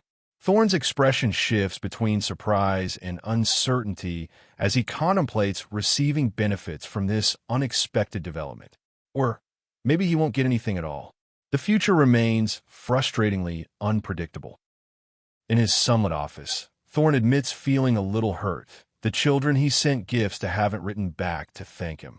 His companion playfully smacks sense into him, urging him to snap out of it. He should be grateful they didn't develop into world-destroying monsters. It's enough that the children are thriving. The scene transitions to central Kirtham at dusk, showcasing the magnificent mansion of Caliban's Order of the Solar Eclipse. Guards stand vigilant before a Gothic cathedral, tension crackling in the air. Deus McCallion, with his distinctive purple hair, observes from the shadows with contemplative amusement. His laughter echoes through the stone halls as a hooded figure approaches silently. Then, a moment of pure joy breaks the atmosphere. A beautiful woman in flowing white calls out "brother" with sparkling enthusiasm. The mood shifts from suspenseful to heartwarming in an instant. Deus stands in his ornate armor, purple and black reflecting his noble heritage. His expression grows contemplative as shame washes over him. It's been a whole year, yet he still feels ashamed of the friends he once had. When the Dark Ones stripped everything away from him, when darkness consumed his world, all he was left with were fragments of a shattered past and unbridled fury. Dark energies swirl as raw emotions manifest, unbridled anger and boundless hatred consuming everything in their path. The scene shifts to a prison cell where young Deus sits in tattered clothes, staring at a glowing crystal. The Great Moon's rescue wasn't enough to earn his allegiance. Not yet. The boy's defiance burns bright even in captivity, his spirit unbroken despite the horrors he's endured. Purple magical energies crackle around Deus as he recalls joining Blue Moon. The promise of revenge drew him into dangerous missions and endless training. He didn't care about his safety, only about building the foundation to confront the Dark Ones someday. For several years, he completed mission after mission, each one bringing him closer to his ultimate goal. Meanwhile, Elijah holds a letter anxiously, wondering about its sudden arrival and mysterious contents. The letter mentions a present in Caliban, urging investigation. Deus stands hesitant before a door, internally questioning what he's supposed to find. He couldn't care less about meaningless gifts. But as ethereal light bathes a shocked young man, the truth becomes clear. The unexpected gift the great moon prepared for him was something far more precious than material wealth, something that would change everything. Golden light suffuses the dreamlike scene as a delicate hand reaches out, seeking connection. The sound of clasping hands echoes with profound significance. A dark-haired boy with purple eyes embraces another figure, his expression a mixture of shock and overwhelming relief. His voice trembles as he realizes the truth. This was the family he thought he'd lost forever. The reunion burns away years of pain in a single, impossible moment. Tears stream down the young man's face as he embraces the woman in flowing dark robes. His voice breaks as he whispers her name, Shelley. The woman returns his gaze with a gentle, serene smile that washes away years of anguish. Golden light illuminates the staircase around them as he struggles to comprehend this miracle. His sister, whom he presumed dead, stands before him smiling. But what happened after they were separated? How is this possible? In a bright room, Shelley recounts her harrowing tale. When those creatures took her away, she waited in absolute darkness for what felt like eternity. Empty cages stretch in a shadow, marking where countless victims met their fate. The memory shifts to her darkest moment, when it was finally her turn to be killed. But salvation came in the form of blinding light, offering escape from the abyss. Violence erupts with bone-crushing impact as Shelley recalls her escape. She fled with the light and lived, her tattered white dress a testament to survival. But freedom was fleeting. When a child trafficker nearly claimed her, she fought back with desperate fury. The sound of finishing blows echoes through the darkness. Her purple hair flows as determination blazes in her eyes. She refused to be a victim again. Steel sings through air as a battle rages in shadowy chaos. A mercenary named Evan appeared like an avenging angel, his sword cutting down her captors. Shelley huddles on the ground, frightened but attentive to the life-or-death struggle unfolding above her. Since that day, she's received packages of valuable medicines and financial support. Someone has been watching over her from the shadows, ensuring her safety and recovery. In the cozy room with its stone fireplace, Shelley shows her brother a crucial letter. Alon from Palateo swore on his name to keep Deus safe, providing protection and support. The weight of this promise settles over them both. Deus reflects on owing his life to this mysterious benefactor, his face showing deep contemplation. But the most unsettling question remains. How did the great moon know everything about their separation and suffering? The mystery deepens as Deus reveals he never spoke about his family or history. Even Elijah only knew about his suffering at Shadow Goat's hands. So how could anyone know such intimate details? A mystical voice proclaims the answer. The great moon knows everything. Cosmic imagery swirls as puzzle pieces float in darkness, representing unanswered questions. The boy's expression turns grave with realization and mounting fear. Puzzle pieces fragment against the dark backdrop as understanding dawns. Deus reflects on Elijah's past anxiety, words that never made sense before. A sword shouldn't think for itself, she used to say. Those cryptic words about good things coming. Even the prophecy regarding the Eutiah girl. Everything connects like pieces of an impossible puzzle. He was the fool for not seeing the larger design at work.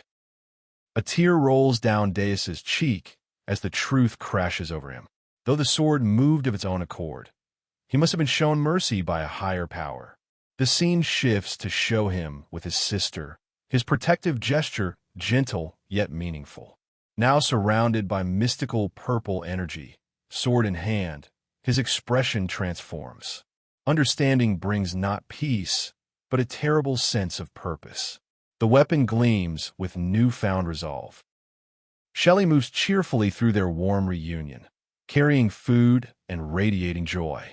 Having her sister back feels like more than a gift. It's a miracle beyond comprehension. But darkness lurks beneath the surface. The pale woman with steely eyes and white hair speaks of devotion to the great moon, her intensity burning with unwavering faith. Soon, Deus will understand why such absolute loyalty is demanded. The contrast between light and shadow grows ever sharper. Deus's intense gaze pierces through the cosmic darkness as he reflects on his sister's nature. She was neither a religious fanatic nor driven by extremes, just someone who needed protection. His mission crystallizes with absolute clarity. He must repay the grace shown to him. Rising to the upper echelons of Caliban by becoming a master knight isn't just ambition anymore. It's destiny calling, and he will answer with every fiber of his being. In the shadowed halls of power, the Order of the Solar Eclipse prepares for their greatest trial yet. The captain stands motionless by the grand window, moonlight casting his armored silhouette against the night. His lieutenant approaches with news that seals their fate. The preparations are complete. Rows of elite knights stand ready in formation, their dark uniforms gleaming under torchlight. This isn't just another mission. It's the beginning of something that will shake the very foundations of their world. The solar eclipse expedition begins with ceremonial grandeur. Warriors in matching dark coats stand resolute, their commander declaring this journey will be their stepping stone to greatness. But beneath the surface lies something far more profound. A mystical sword gleams with purple light as one figure raises it toward the heavens. His voice carries absolute devotion as he speaks of proving worth before the great moon. The blade trembles with otherworldly power. This isn't conquest they seek. It's divine recognition. Meanwhile, in stark contrast to the martial preparations, Thorne enjoys a moment of perfect tranquility. Lounging against stone pillars with books scattered around him, he sighs contentedly. The children are grown now, and peace feels unusual.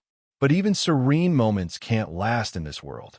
A sudden gust of wind sends papers flying everywhere, disrupting his scholarly calm.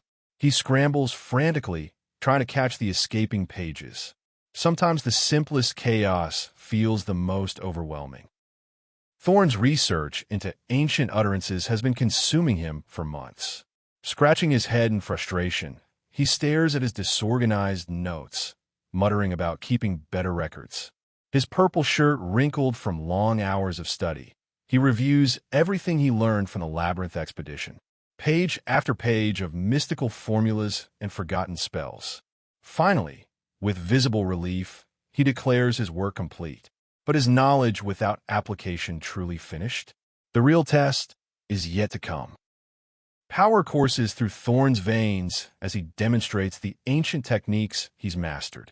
Cloaked in darkness, crackling energy swirls around him as he explains the rebound spell's ability to alter magical trajectories. Light erupts above his raised hand while he channels cobalt luster, a technique that strengthens lightning-based magic. His expression burns with focused determination. These aren't just academic exercises anymore. Every spell, every incantation brings him closer to understanding the true depth of his abilities. The Diffraction Pierce spell promises devastating critical damage, but Thorne's limitations frustrate him endlessly. Scratching his head while studying ancient texts, he admits the harsh truth. With his pathetically small mana core, he can only cast magic once per day. What took others minutes to master required him months of painstaking research. The game's lore offered no help either. Bavaloya's utterances were deliberately erased from history, leaving him to rediscover everything through trial and painful error. But research means nothing without practical application. Standing in a bright courtyard, Thorne prepares to test 2 months of theoretical work. His white shirt catches the sunlight as he admits that despite the limitations, wielding magic has been surprisingly enjoyable. He manipulates the magical orb above him, electric sparks dancing between his fingers. The theory is simple. Eliminate the manosphere's center and create lightning through the resulting imbalance. Now comes the moment of truth.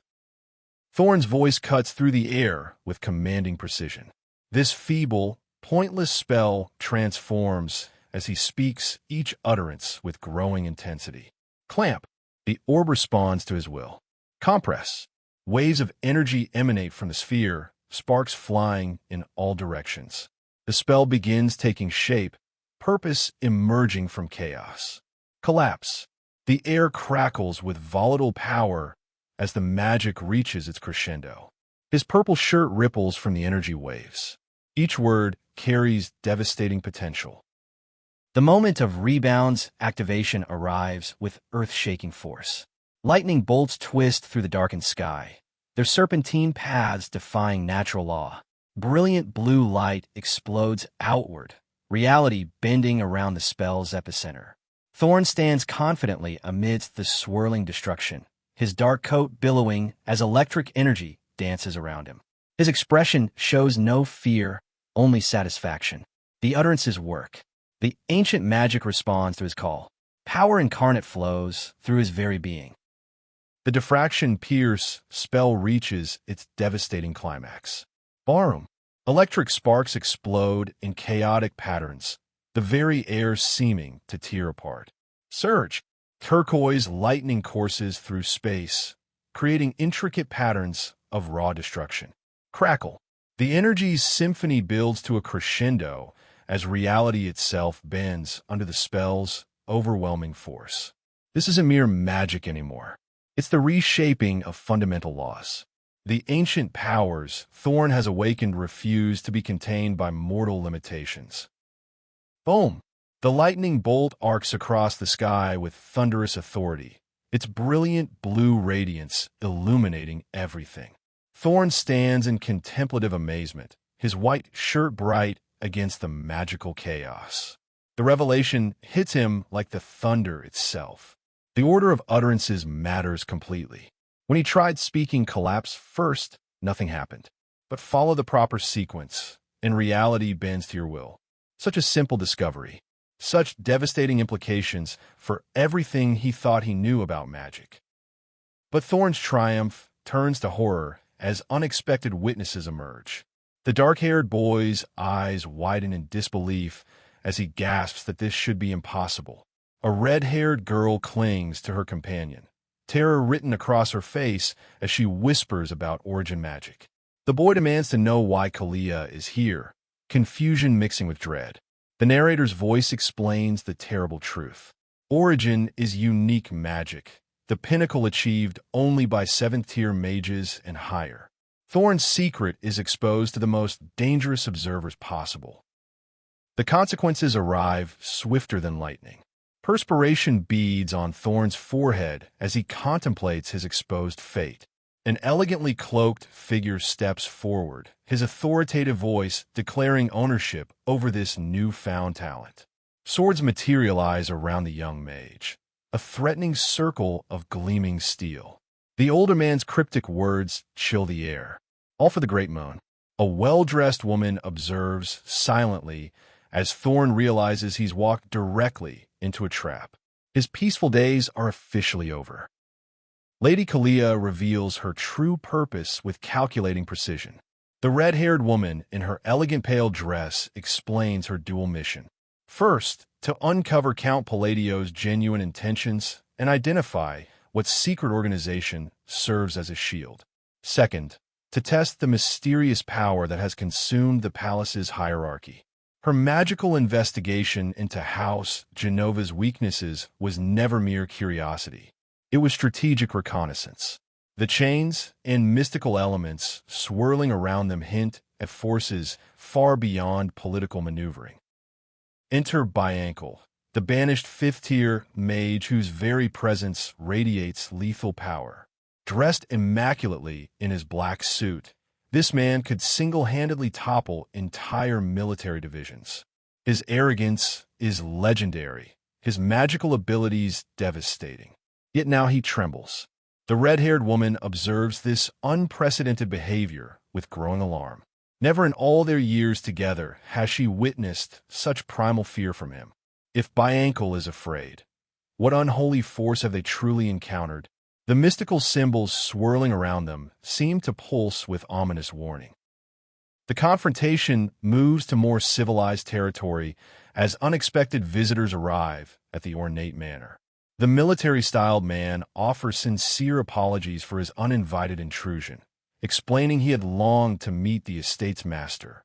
The white-haired gentleman maintains diplomatic composure, while the red-haired Lady Kalia graciously accepts the apology. Despite the elegant setting and formal courtesies, tension crackles beneath every polite exchange.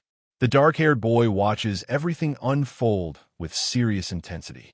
This isn't a social visit. It's a carefully orchestrated encounter. Thorne attempts damage control with careful words and calculated humility. Sitting across from his interrogators, he clarifies that his magic isn't truly origin level, rating it merely second tier at best. The tan man with light hair interjects with blunt assessment. This magic has absolutely no practical use for attack or defense. The red-haired woman looks on with visible concern as Thorne downplays his abilities. But his dismissive words carry an underlying warning. They must keep silent about what they witnessed. Some secrets demand absolute discretion. The dynamic shifts as even proud Biankle shows unexpected deference.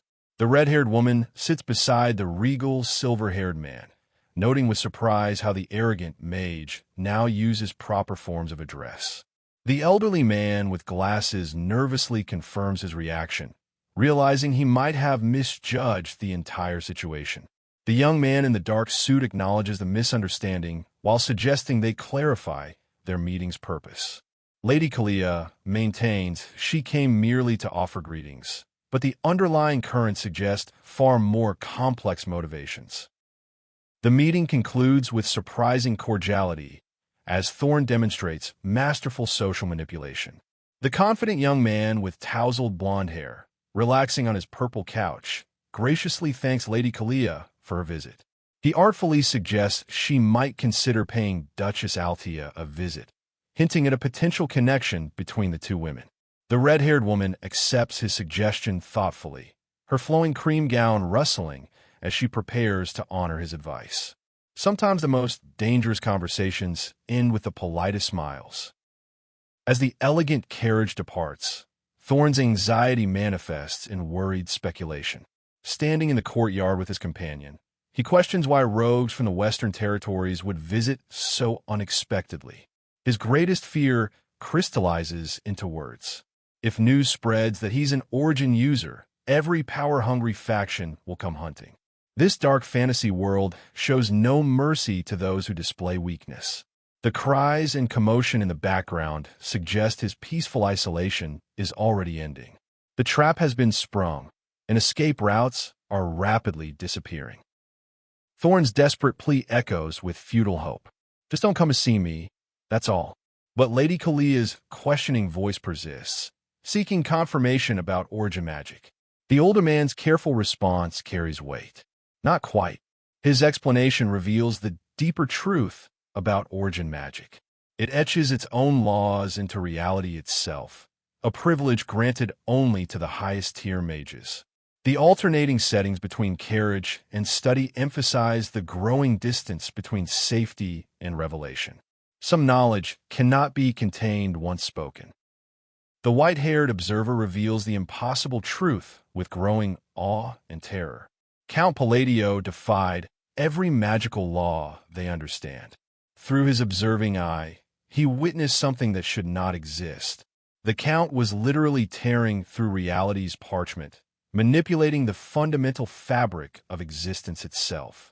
A silhouetted figure in a dark cloak demonstrates this terrifying mastery, clamping lightning in place like a physical object. The swirling magical energies around him pulse with otherworldly power. This isn't magic anymore. It's divine intervention made manifest. The explanation continues with devastating clarity as blue energy swirls in impossible formations. Crackle. Boom. The very air tears apart under forces that defy comprehension.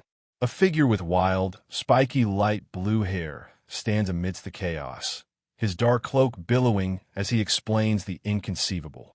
The magical laws were twisted until they collapsed completely, yet somehow the magic still took shape. The red-haired woman leans back in absolute amazement, her cream top a stark contrast against the ethereal energies. This was a feat beyond possibility, a true miracle of power. The revelation reaches its horrifying climax as reality itself begins to fracture. The man with gray hair and glasses screams in absolute horror, his composure shattered like the screen behind him. A shadowy figure in crimson stands confidently within a blood-red realm, embodying power beyond mortal comprehension. An ominous eye pulses with malevolent energy, while whispered voices speak of forgotten gods. The character with tousled hair clutches his head in agony, crying out as overwhelming knowledge threatens to destroy his sanity. Some truths are too terrible for mortal minds to contain. Thorne forces himself to stop thinking before madness consumes him completely. Any deeper contemplation risks his very existence, as dangerous knowledge threatens to overwhelm his consciousness. The elderly man with wild white hair warns with passionate desperation. Never antagonize Count Palateo. The red-haired woman absorbs this revelation with growing understanding of her own powerlessness against such forces. The shadowy suggestion about visiting Duchess Althea now carries new weight. In a world where gods walk among mortals, even the most carefully laid plans become utterly futile. 5 months later, the consequences of that fateful meeting continue rippling outward. Evan brings disturbing intelligence about shifting power structures. House Genonia and House Althea have formed an unprecedented alliance, joining the two most notorious underworld benefactors in unholy partnership. The serious man in dark clothing reacts with shocked disbelief. These masterminds now work together while he invested years raising the children to prevent catastrophe. The young boy with tousled hair confirms the alliance's reality, though no visible proof exists. The woman in her light sweater offers cautious optimism, suggesting this might be merely a temporary coalition. But temporary alliances can still destroy kingdoms. In his elegantly furnished office, Thorne contemplates the ruthless Lady Kalia's true nature while running his fingers across correspondence. His internal monologue reflects on her pride and calculated coldness, questioning whether she would truly follow through on alliance suggestions. When Evan enters holding a package, he attempts to address perceived distance in their relationship. His apology for seeming blunt and aloof carries genuine concern about their professional dynamic. Thorne's composed response indicates their working relationship transcends personal friction. Sometimes the most effective partnerships require emotional distance. Thorne's anxiety about his distant protégés reaches a fever pitch as he holds correspondence in his trembling hands. Raiden and Solon haven't sent detailed updates since reaching their destinations, leaving him to imagine the worst possible scenarios. His voice catches with dread as he voices the unthinkable. Solon, she's not dead, is she? The DADUN sound effect emphasizes his terror. He recalls sending her a letter and present intended to guide her toward becoming Baba Yaga, the pinnacle of fighters. The golden envelope holds such promise, yet silence breeds such fear. Thorne's faith in Solon's capabilities wars with his protective instincts. He provided information about hidden treasures she could use as capital, but her natural talent should make such backup plans unnecessary. The scene shifts dramatically to Colony, the desert nation, where starlight illuminates vast, sandy expanses. A shadowy figure emerges from a mysterious cave, surrounded by glowing particles that hint at magical accomplishment. The triumphant cry echoes across the desert landscape. Finally, The trial is complete. Thorne's investment in his protege begins showing its first promising returns. Solon emerges from her trial transformed, her flowing blonde hair catching the desert moonlight. Dressed in her pink sleeveless top and striped leggings, she examines the golden gauntlet adorning her arm with obvious delight.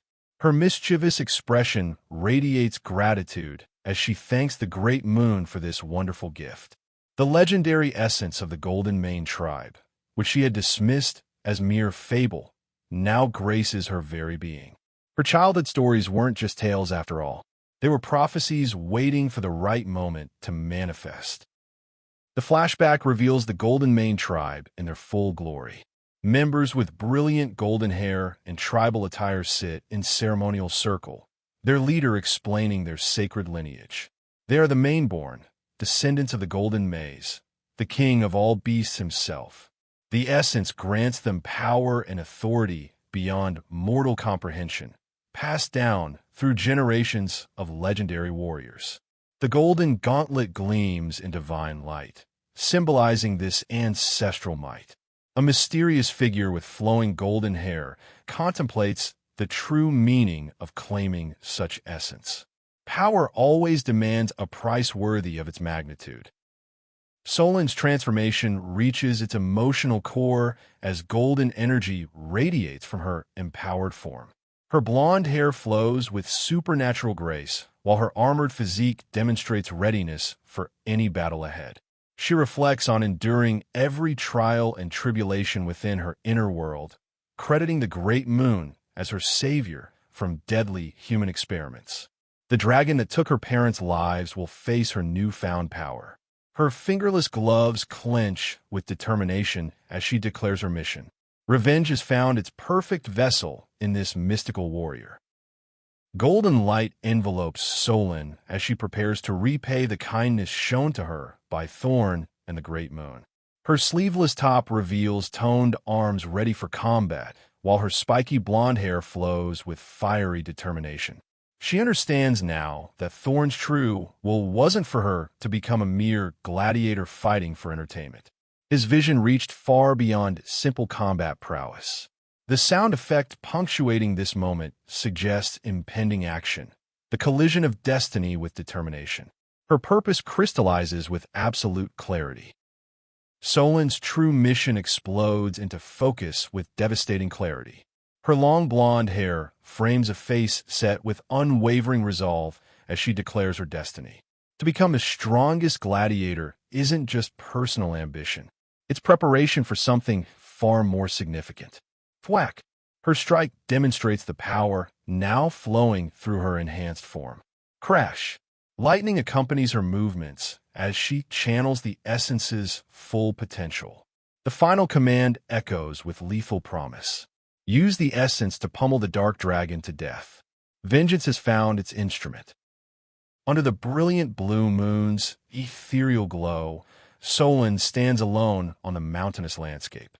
Her dark armor gleams against the night sky, while her cascading blonde hair moves gently in a breeze. Each step she takes echoes with purpose across the rocky terrain. Her solemn declaration carries absolute devotion. All for the great moon.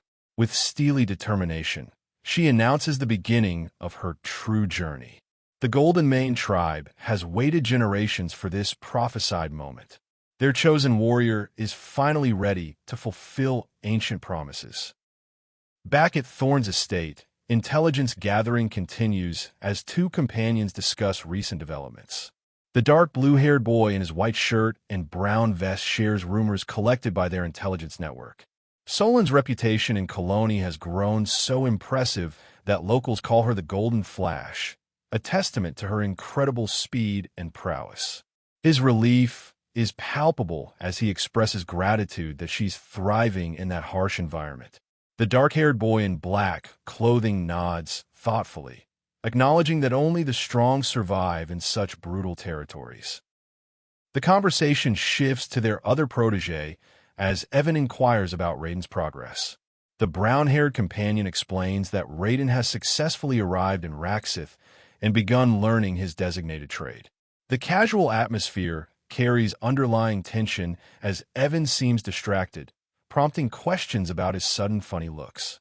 When Parole dramatically bursts in with wide eyes and claims ignorance about important matters, Evan's resigned sigh suggests these interruptions have become routine. Managing a network of talented individuals requires patience for their various eccentricities. Travel preparations dominate the conversation as Thorne contemplates their upcoming journey.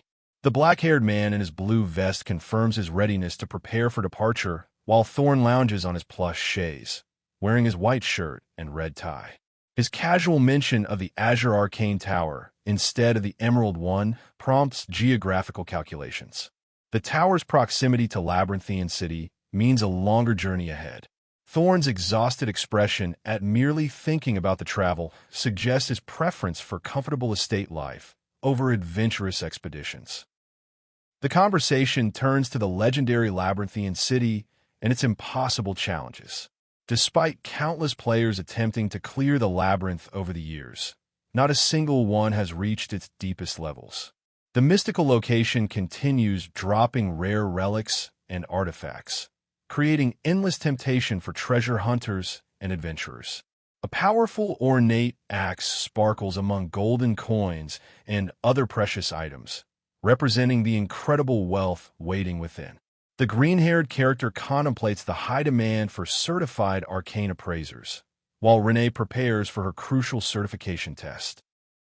Thorne reclines comfortably in his beige vest and white shirt, contemplating whether Renee's presence seems too modest compared to the elaborate gifts he provided the others. His concern for balanced treatment shows his paternal instincts toward all his protégés. The reassurance that it's merely an appraisal item doesn't fully satisfy him, prompting thoughts about providing additional funding and support. The artistic transition to Lartanya, the lawless labyrinthine city governed by no one, suggests a realm where only the most resourceful individuals can thrive. In the southern corner of the chaotic city lies a carefully hidden secret. The appraisal shop called Oculus maintains its mysterious reputation through discretion and expertise. The charming building, named Merseed, glows with welcoming ambience as business concludes inside. The bearded man in dark attire informs the green-haired girl that her appraisal is complete, his pleased expression indicating successful results. Her excited reaction upon learning that an artifact can receive engraving suggests this service offers more than simple evaluation. Some discoveries are worth their weight in ancient gold. The conversation continues as details about engraved abilities emerge through questions and explanations. The gray-haired man in his sinister mask shares expertise about the dramatic improvement in mana efficiency, creating genuine excitement. The green-haired woman with her blue ribbon expresses heartfelt gratitude for the excellent work while maintaining modest demeanor about the effort involved. As the bell rings in Merge Shop, she examines a peculiar item with growing seriousness. Something about this particular artifact has captured her complete attention. In the small engraving shop's intimate atmosphere, Renee meticulously adjusts her engraving tools with practiced precision. Her aquamarine hair catches the lamplight as she works, the black ribbon adding elegance to her focused expression. The creaking door hints at supernatural presence, while a mysterious, glowing object appears, somehow connected to the great moon's influence. Her initial confusion about her destined role as an appraiser gradually transforms into understanding. The mythology she once dismissed as ancient stories now reveals itself as divine guidance manifest in her very hands. Renee's confusion about her cryptic instructions deepens as she stands before the important building, her flowing dress and dark cloak suggesting both elegance and mystery. The square case in her hands contains more than mere tools. Her question about the connection between being an appraiser and slaughtering dark entities reveals the sinister nature of her true mission. Only when she discovered Thorne's gift did the pieces finally fall into place. The ornate floor designs and light-filled doorway suggest she's approaching a moment of profound understanding. The Eye of Insight sits chained upon its pedestal, a golden artifact whose true nature defies all known knowledge. Renee's green hair frames her confused expression as she realizes this item possesses secrets beyond her extensive archive. The clinking and rattling of chains creates mounting tension as she interacts with the mysterious relic. Her alarm grows as she confirms this artifact's identity doesn't exist in any recorded history. Suddenly, whoosh, fragments explode outward in a blinding flash, suggesting an imminent revelation that will change everything she thought she understood. The golden emblem with its central eye shatters its confining chains, radiating blinding light as seals break one by one. Renee holds the artifact aloft, her determination replacing earlier confusion as she understands the engraving ability's true purpose. Her dark flowing garments billow around her as ethereal blue swirls dance through the air. This wasn't just about improving artifacts. It was about obtaining power to fight against dark entities. Foom. The spell's activation creates a powerful surge of energy.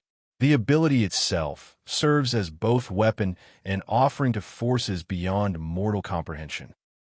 Renee's expertise in her mystical craft reaches new heights as she works with the awakened artifact. Her aquamarine hair gleams under the shop's magical ambience, while she holds the sparkling green tool that will complete the transformation. 252 more offerings until full awakening. She explains the eye's hunger for energy from high-tier artifacts, each carefully prepared offering causing gradual metamorphosis. Only specific quality items can feed its growing power, or the collected energy will simply dissipate. Her confident proclamation emphasizes the unique nature of her calling. The mystical themes reach their crescendo as Renee acknowledges her blessing with the archive of antiquity. The dark, cloaked figure steps forward with mysterious purpose while she holds her golden object, contemplating the mission to slay the black wolves that threaten their world. Her hope that events unfold according to the great moons will echoes with religious devotion. 3 weeks later, the Azure Arcane Tower rises majestically against the sky, its grandeur emphasizing the importance of their destination. Unfortunately, the Tower Master's absence foreshadows complications ahead. Inside the Azure Arcane Tower's luminous chamber, magical machinery hums with otherworldly energy. Eutiah Bloodia, the blue-haired prodigy in her academic robes, demands visitors state their business with obvious impatience. Her stack of papers and stern expression suggest interrupted important work. The dark-haired boy and brown-haired companion observe silently in their hooded attire, while tension fills the magical atmosphere. Thorne recognizes this familiar face from the game, remembering Eutiah as a generational talent within psychedelia's mystical hierarchy. Meeting legends never gets easier, especially when they're clearly annoyed by unexpected interruptions. The tension crackles as Thorne faces the Azure Tower's authority. The Deputy Master's power feels untouchable, overwhelming. Yet determination burns in his eyes as he declares his ability to destroy the time rift. But what lurks within these magical cracks? Creatures of nightmare emerge from dimensional tiers. The very air hums with dangerous energy. Eutiah's patience snaps like a breaking chain. Her aquamarine hair whips as she dismisses him coldly. The hooded stranger's confusion deepens. This wasn't the plan. But her scorn cuts deeper than any blade. She mocks his arrogance, his desperate quest for treasure. Her hand slams down with finality. Not. Thorne's frustration bleeds through his words. He speaks only truth, begs for a chance to prove himself. But Eutiah sees past his desperation. She cuts deep. Everyone knows about his family's death. The blue rift shimmers ominously behind them as his personal tragedy becomes a weapon against him. Fear radiates from the visitors like heat from flame. Eutiah's reputation precedes her, a workaholic genius with terrifying power. They whisper their dread, no longer angry, but trembling. Yet desperation drives her to make an impossible bargain. All her assets on the line. The magical energy swirls around her ultimatum. Push. Thorne stakes everything on an oath. His determination cuts through the tension as Eutiah reveals the stakes. Behind that door lies the rift, and either victory or ruin. House Palace's entire fortune hangs in the balance. The door creaks ominously. She smirks at his confidence. Little does she know what she's truly dealing with. Fenia's analysis cuts like a surgical blade. His mana core barely flickers at second tier, pathetic by her standards. Yet something unsettling lurks beneath his ordinary appearance.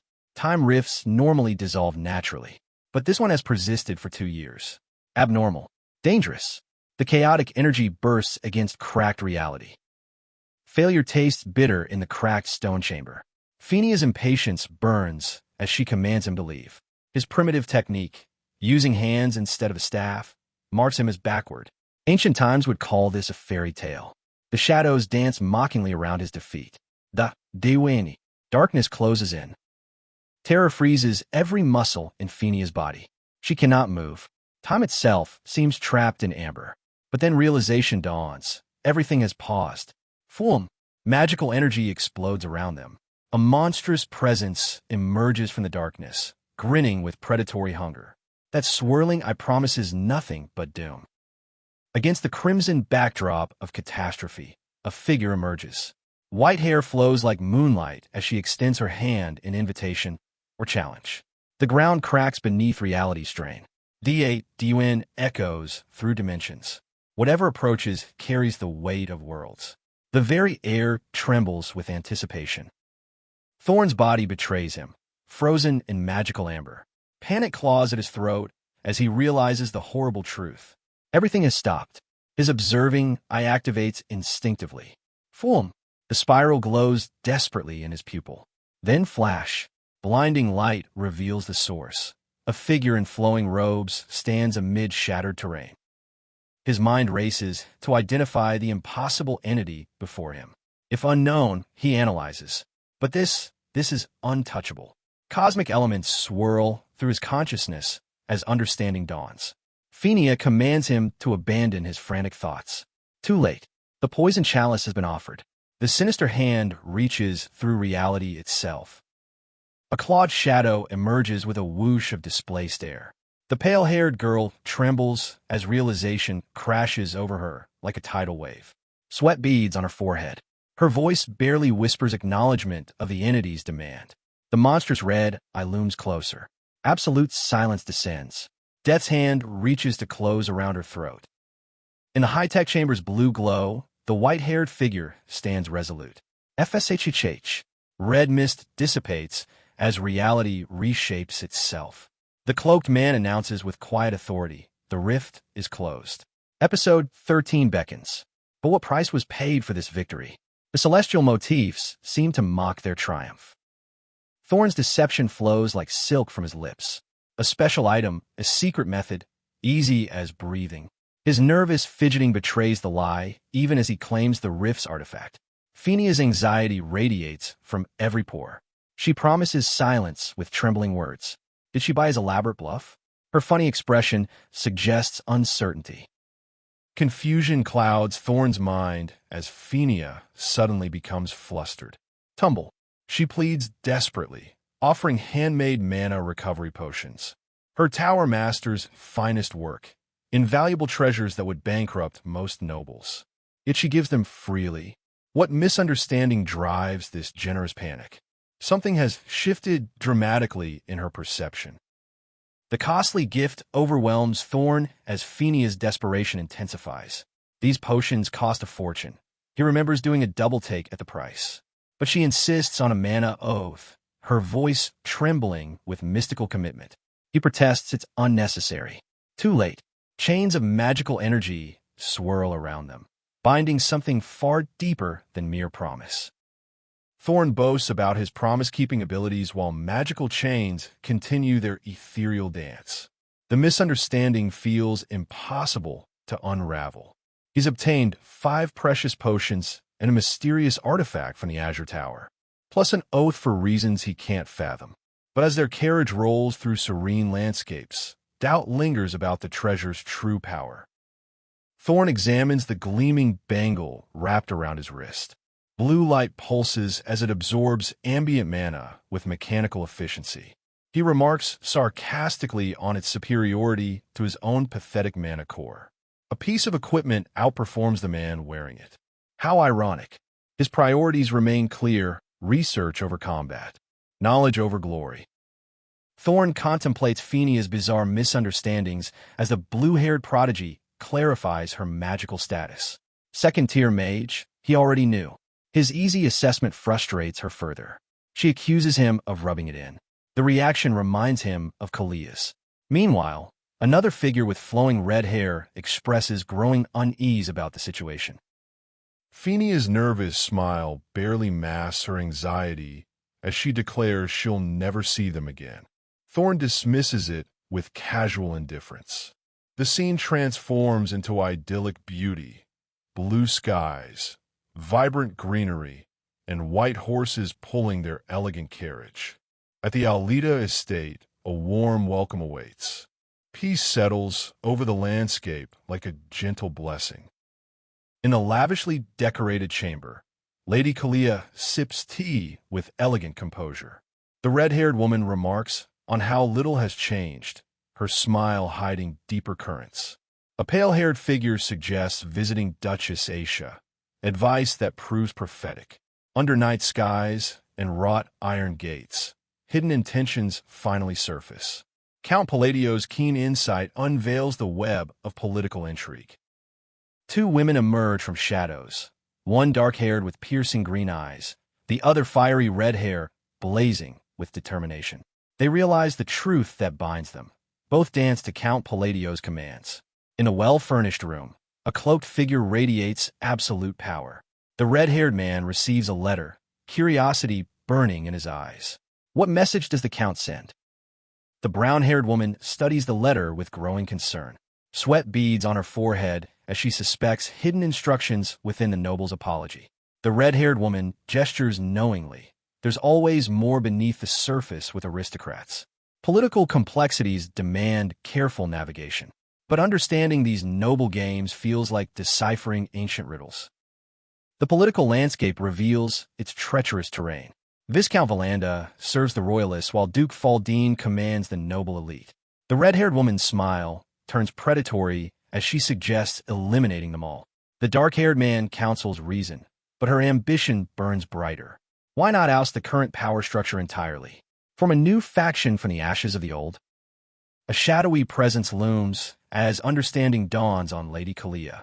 Her eyes widen with newfound clarity about her elevation to Duchess.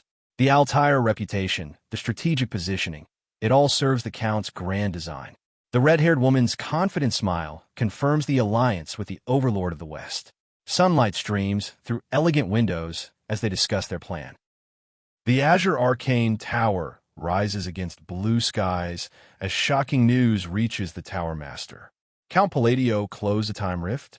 His serious expression deepens amid scattered papers. The blue-haired girl's worry is palpable.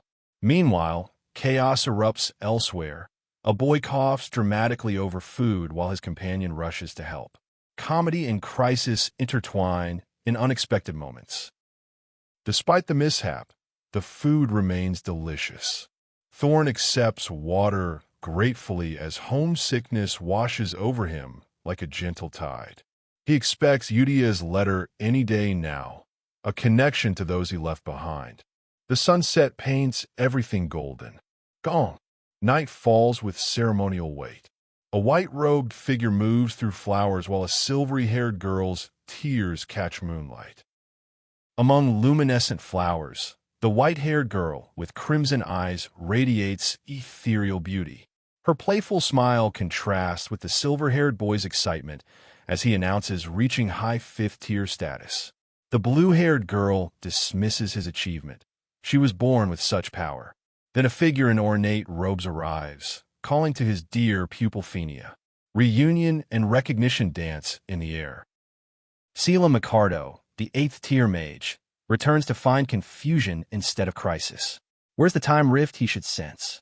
His silver hair gleams as perplexity clouds his features. Phenia slumps at her desk, blue hair cascading over papers.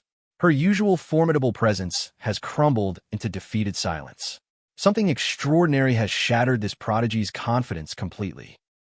In the Azure Tower's mystical chambers, tears fall from unexpected eyes. Phineas, once untouchable in her arrogance, now weeps openly. The white-haired master observes this unprecedented breakdown. Her sincere devotion to magic had always protected her from rebuke. But what force could reduce this prodigious talent to such vulnerable despair? The sight troubles him deeply.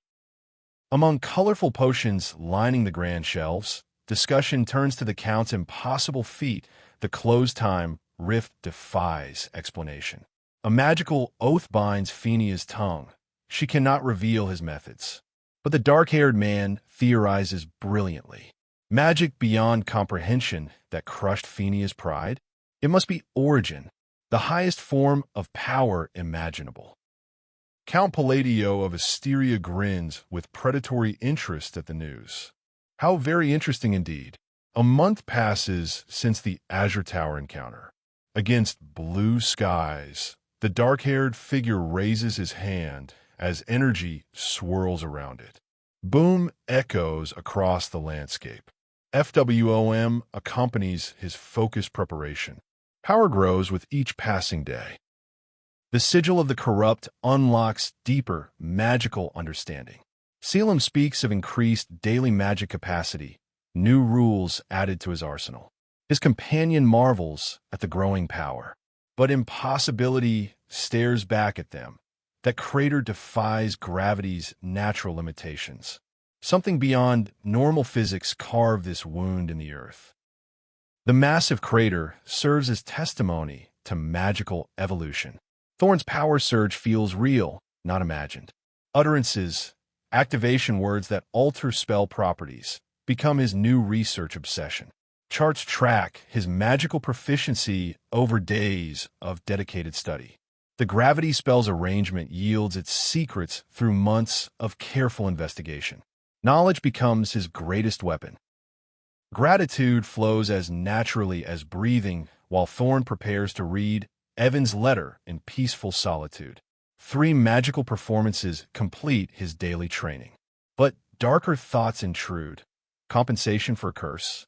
Ancient rituals whisper forbidden possibilities. Dark energy swirls around his isolation as doubts about a minor count's motives gnaw at his consciousness. Sometimes ignorance brings bliss, and turning blind eyes to certain truths can't hurt.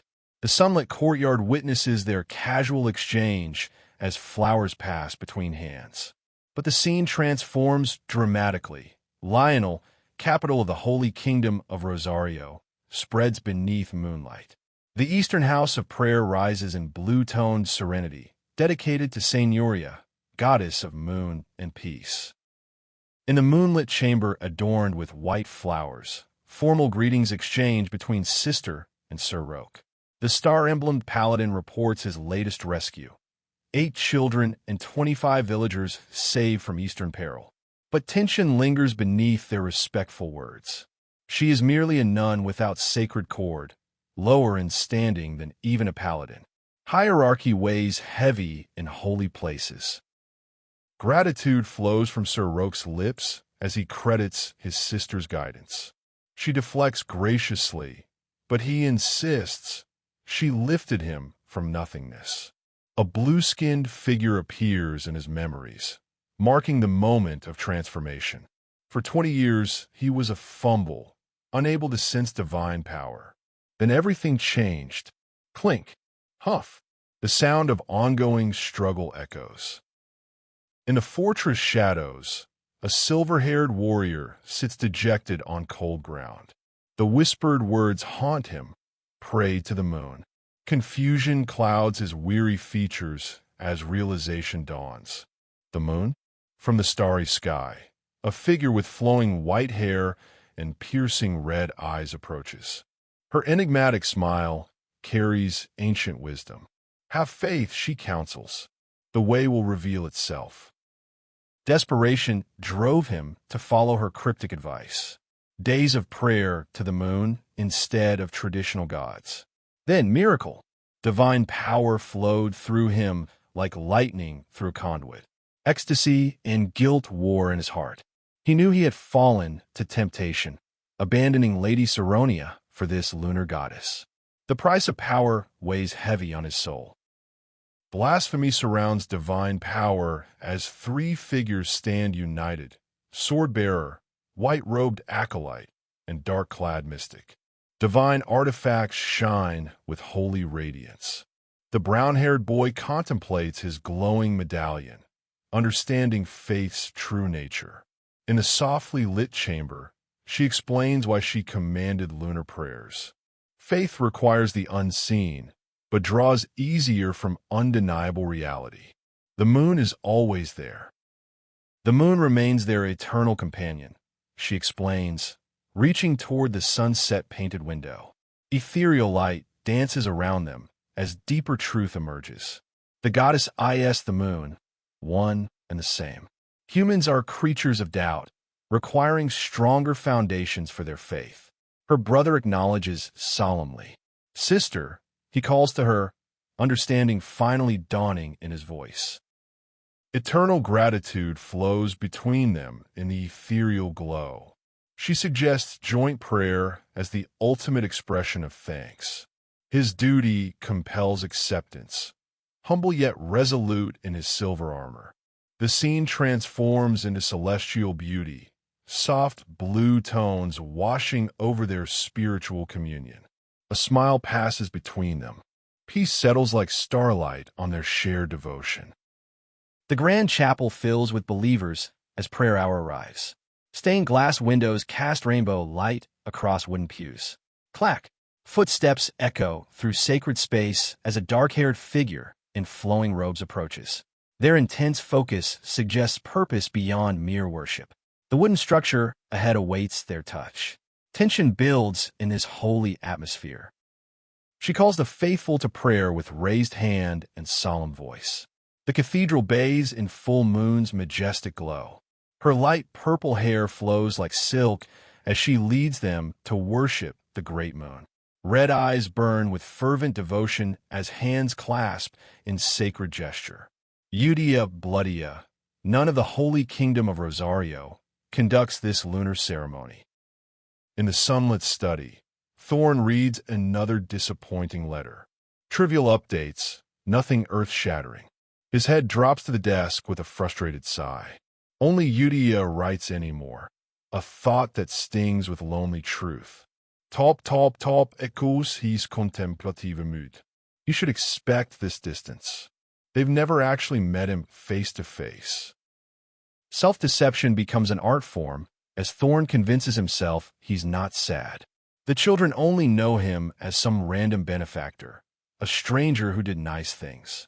His job is complete. The apocalypse averted. Green leaves flutter around his peaceful acceptance. He breathes out contentment. Eutiah's thoughtfulness truly touches him. Jolt! Unexpected arrival shatters Thorne's solitude. The brown-haired messenger brings news of the other children, specifically Raiden. But the revelation hits like thunderbolt. Raiden has become a pirate. Confusion wars with disbelief across Thorne's startled features. How did a child he guided toward righteousness end up sailing the criminal seas? Nothing makes sense anymore. The reports continue with staggering news. Solon has achieved 32 consecutive victories, fighting toward the legendary title of Baba Yaga. Lightning crackles around the powerful female fighter's determined form. But the Lion King holds the current record, 41 wins in a row. The fierce creature bares its fangs, representing the overwhelming challenge ahead. The Lion King represents overpowered perfection, a temporary party member of legendary status. But can anyone truly surpass such might? The Deus Knights have eliminated Kara of Tamdar, one of 8 barbarian chiefs. These monstrous beings achieve superhuman strength through ancient rituals. The final panel reveals their fearsome nature, creatures of nightmare and impossible power. What horrors has Thor avoided? The dark-haired young man reflects on his gaming past with visible relief. Fighting gods was never meant to be his destiny. His companion reclines casually, explaining how Thorne no longer needs to face the divine terror of Ulturus. But their conversation shifts to lighter news. Renee's mystical appraisal shop thrives in the marketplace. Success stories, but then comes the question that changes everything. The great pirates of the Seven Isles. Words that chill even seasoned warriors. Thorne's concern deepens as his companion explains Raiden's location near the treacherous coast of Ra. Meanwhile, a mysterious captain in flowing blue commands the largest island with absolute authority. But something goes terribly wrong. A young woman plunges into churning waters, her screams of disbelief echoing across the waves. But Raiden possesses something extraordinary, the rare blood of the seaborn. Beneath crystalline waters, he moves like liquid grace itself, gathering precious artifact from the treasure-laden seabed. Yet this advantage only deepens the mystery. How did a mere treasure hunter defeat the captain of the First Isle? These aren't ordinary pirates. They're legends walking among mortals. The pirates of the Seven Isles never lose at sea. Never. So how did Raiden achieve the impossible? Perhaps the ocean's depths yielded artifacts of unimaginable power. Elite gear that could turn the tide of any battle. But even as they theorize, doubt creeps in. The distressed character rubs his forehead in frustration. Nothing in life goes according to plan. Off the coast of Raxith lies paradise itself. The First Isle, crown jewel among the seven, where turquoise waters kiss pristine shores and elegant architecture rises from bustling harbors. This tropical haven once belonged to Alistair the Slayer, a name that commanded respect across all seas. But legends can fall. Alistair was killed, his throne claimed by another. Even paradise can bleed. The blonde figure sits in contemplation, azure shirt catching the coastal breeze. From his elevated perch, he surveys the town below, letting out a deep sigh that carries more weight than the wind itself. His relaxed posture shifts to barely contain frustration. Some puzzle piece refuses to fall into place. What mystery gnaws at his mind as water laps gently beneath him? High above the city, Raiden reflects on his savior, the Great Moon, a figure who rescued him from brutal experimentation, gifted him with awakened abilities through Eutiah's guidance. Those early days with Blue Moon felt like serving a noble cause. But as the actual moon rises behind him, doubt creeps into his heart. Was gratitude blinding him to a darker truth? Rebellion stirs within him now. This treasure hunting feels like a distraction from his true purpose, revenge. His people lived in peaceful isolation on their hidden island, a sanctuary unknown to the world. But peace is fragile. The Dark Ones found them anyway. What followed was massacre, blood in paradise. His ethereal sanctuary became a graveyard of innocence. The memories crash over him like violent waves. His body falls through darkness as the past resurfaces. A muscular hunter strikes down the pale-haired boy, blood-soaking white hair against the shadows. Those disgusting hunters murdered his parents in cold blood. Then came something worse, being sold to traffickers like livestock. How does a child survive such betrayal of humanity? Standing on grassy shores beneath the sunset, Raiden cloaks himself in black fabric and darker thoughts. He'll pretend to follow the Great Moon's instructions for now. Fireworks explode across the evening sky as ships celebrate in the distance. But interruption comes in the form of a curious girl with long brown hair, her red dress bright against the lantern-lit setting. What's all this ruckus about? Laughter fills the lantern-lit gathering as pirates celebrate their divine blessings. The blonde girl giggles while muscular men cackle with glee. Only chosen pirates can receive the divine king's blessing through sacred offering. They declare, "Long live the chosen ones of the Seven Isles." But beneath the festive atmosphere, darker thoughts simmer. Someone watches with piercing eyes, remembering the bastards responsible for his parents' death. The ritual's true horror reveals itself. All captains of the Seven Isles gained their power through sacred ceremony, but the price is blood. A majestic figure in blue armor floats in swirling waters, surrounded by shadowy forms in prayer. The text speaks of flesh that must be paid. Seaborn flesh. The very blood that flows through Raiden's veins is currency for these monsters. Those filthy animals. Rage consumes him as fireworks mock the sky with false celebration. They split his parents' flesh to gain their cursed powers. 7 captains bathe in innocent blood, wearing strength stolen from the murdered. His pale hair catches moonlight as fury burns in piercing blue eyes. The waves below mirror his turbulent emotions, chaos calling to chaos. The scene shifts from rage to ethereal beauty. A figure with flowing dark hair emerges from underwater depths, surrounded by swirling blue currents. Above, the full moon bathes everything in silver light. Fireworks continue their celebration, bursting with vibrant colors against the night sky. A majestic ship sails beneath the display, its sails catching both moonlight and artificial fire. But beneath the celebrations, questions gnaw at Raiden's mind. How did the great moon know his deepest secrets? He never shared his story with anyone. The pain was too raw, too personal. Waves churn beneath the darkening sky as doubt replaces certainty. Ships float on calm waters, presenting opportunities for revenge. But immediate action isn't possible. His fist clenches as fireworks illuminate his internal conflict. If everything was orchestrated, if each piece fell exactly where intended, then this gift must serve a greater purpose. The cloaked figure holds his pendant, feeling its weight and significance. The great moon doesn't act randomly. Every blessing, every curse, every moment of pain, all arranged like pieces on a cosmic game board. But what endgame requires such careful manipulation? The great moon has arranged everything with divine precision. Each piece of the puzzle placed deliberately to complete the revenge. Raiden cradles the golden pendant, silver hair framing his resolute features. Under the mystical moonlight, understanding dawns.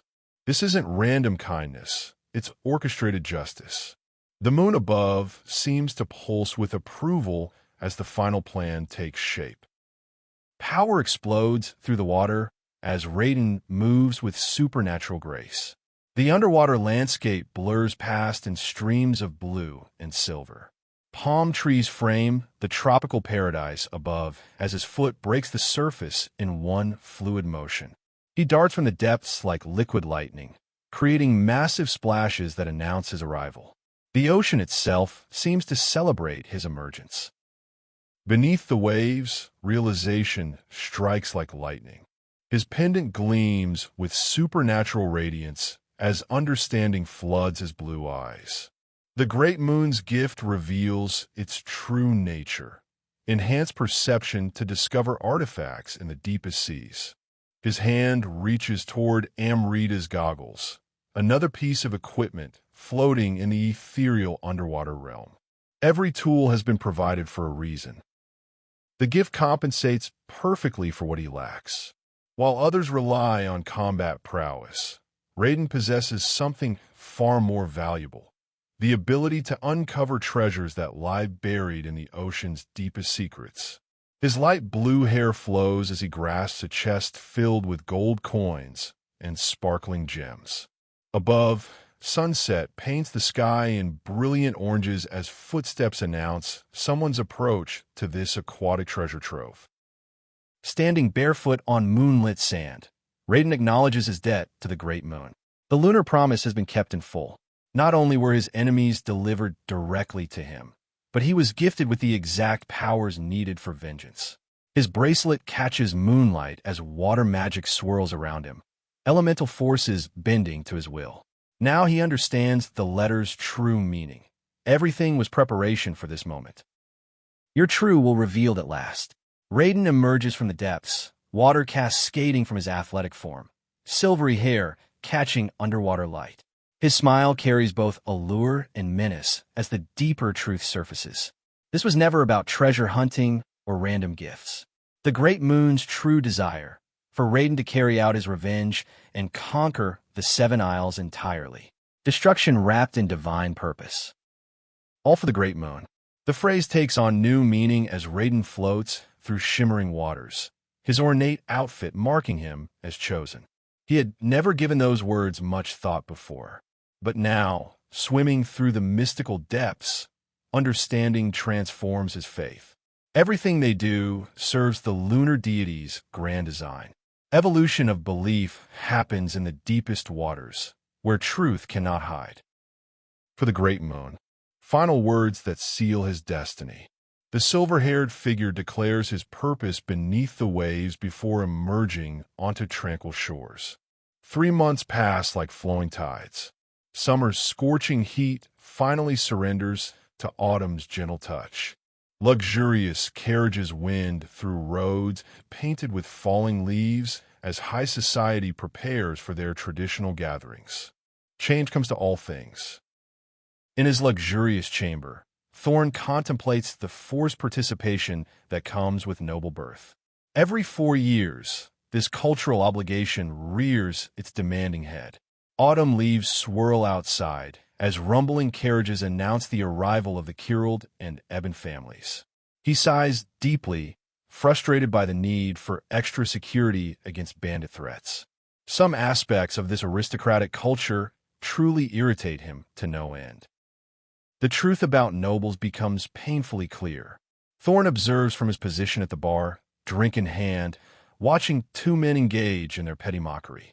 The blonde in the brown coat and his dark-haired companion cackle like schoolyard bullies, making jest about finances and bodyguards. These keyboard warriors disguised as aristocrats prove far more annoying than any bandit threat could ever be. But Thorne isn't surprised by their behavior. As the former tyrant who once dominated the eastern underworld, he knows exactly how House Palateos built their wealth, through exploitation and suffering of countless victims.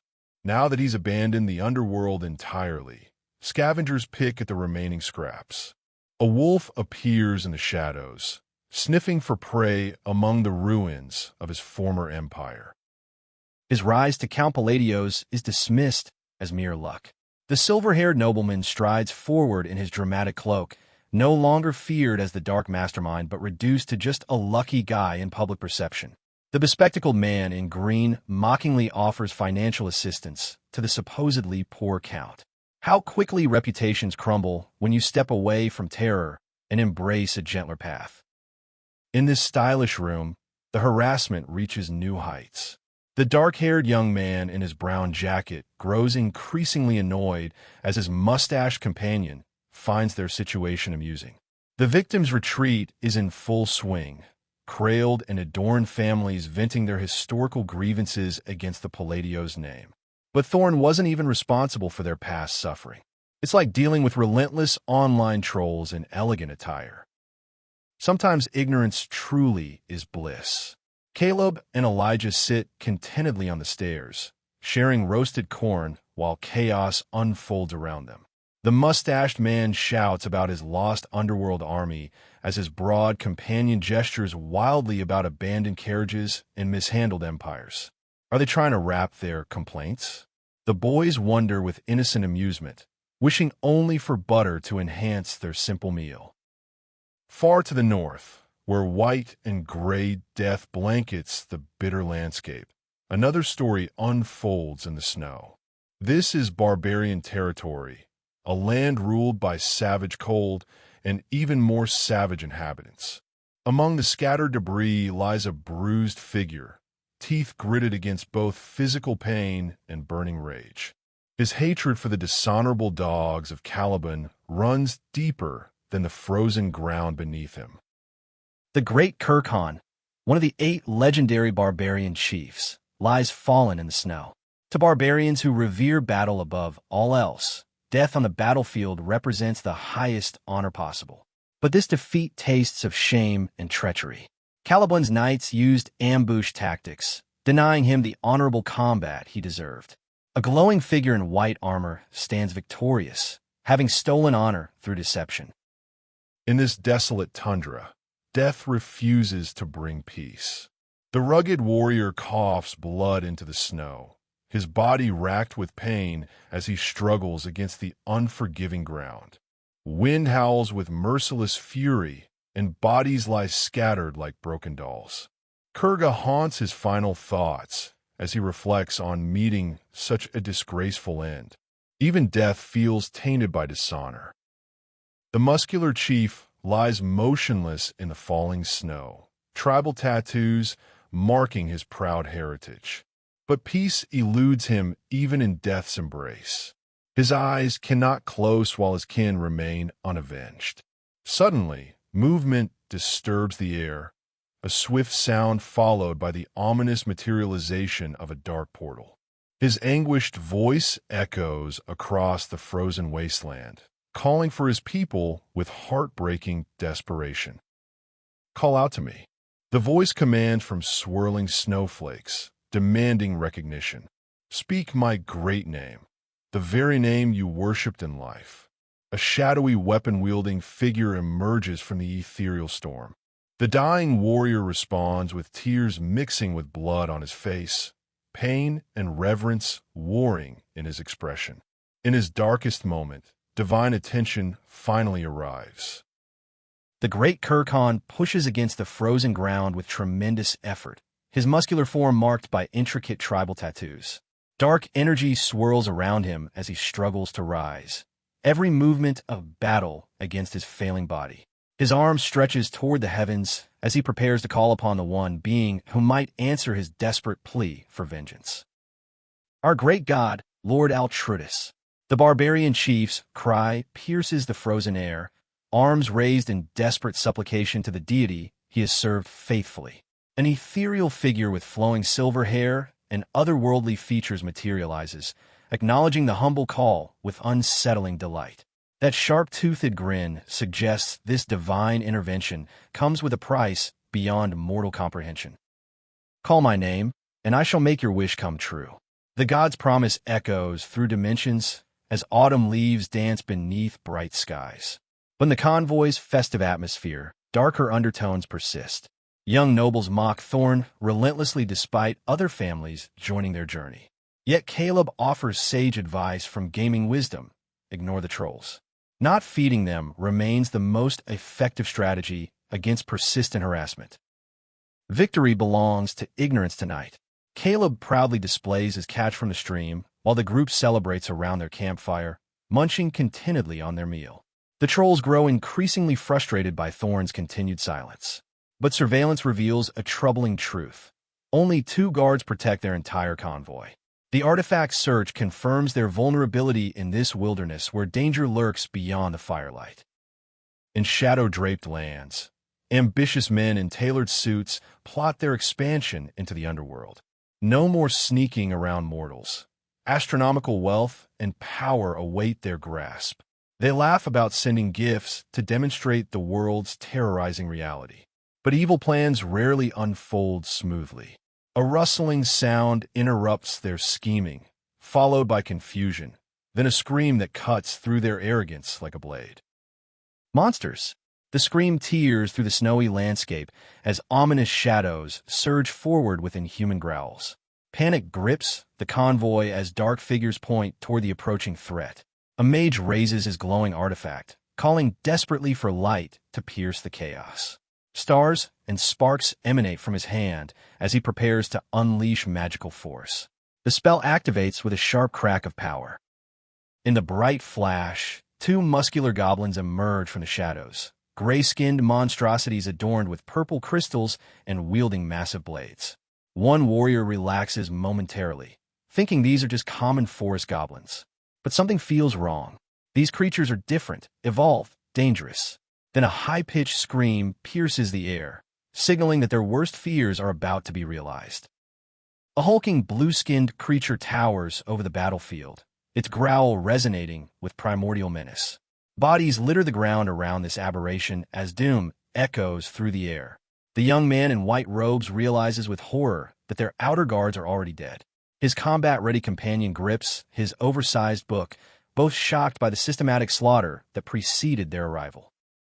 These creatures are saturated with mana. The soldiers realize with growing terror that they face a new mutation, beings whose physical abilities transcend everything they know.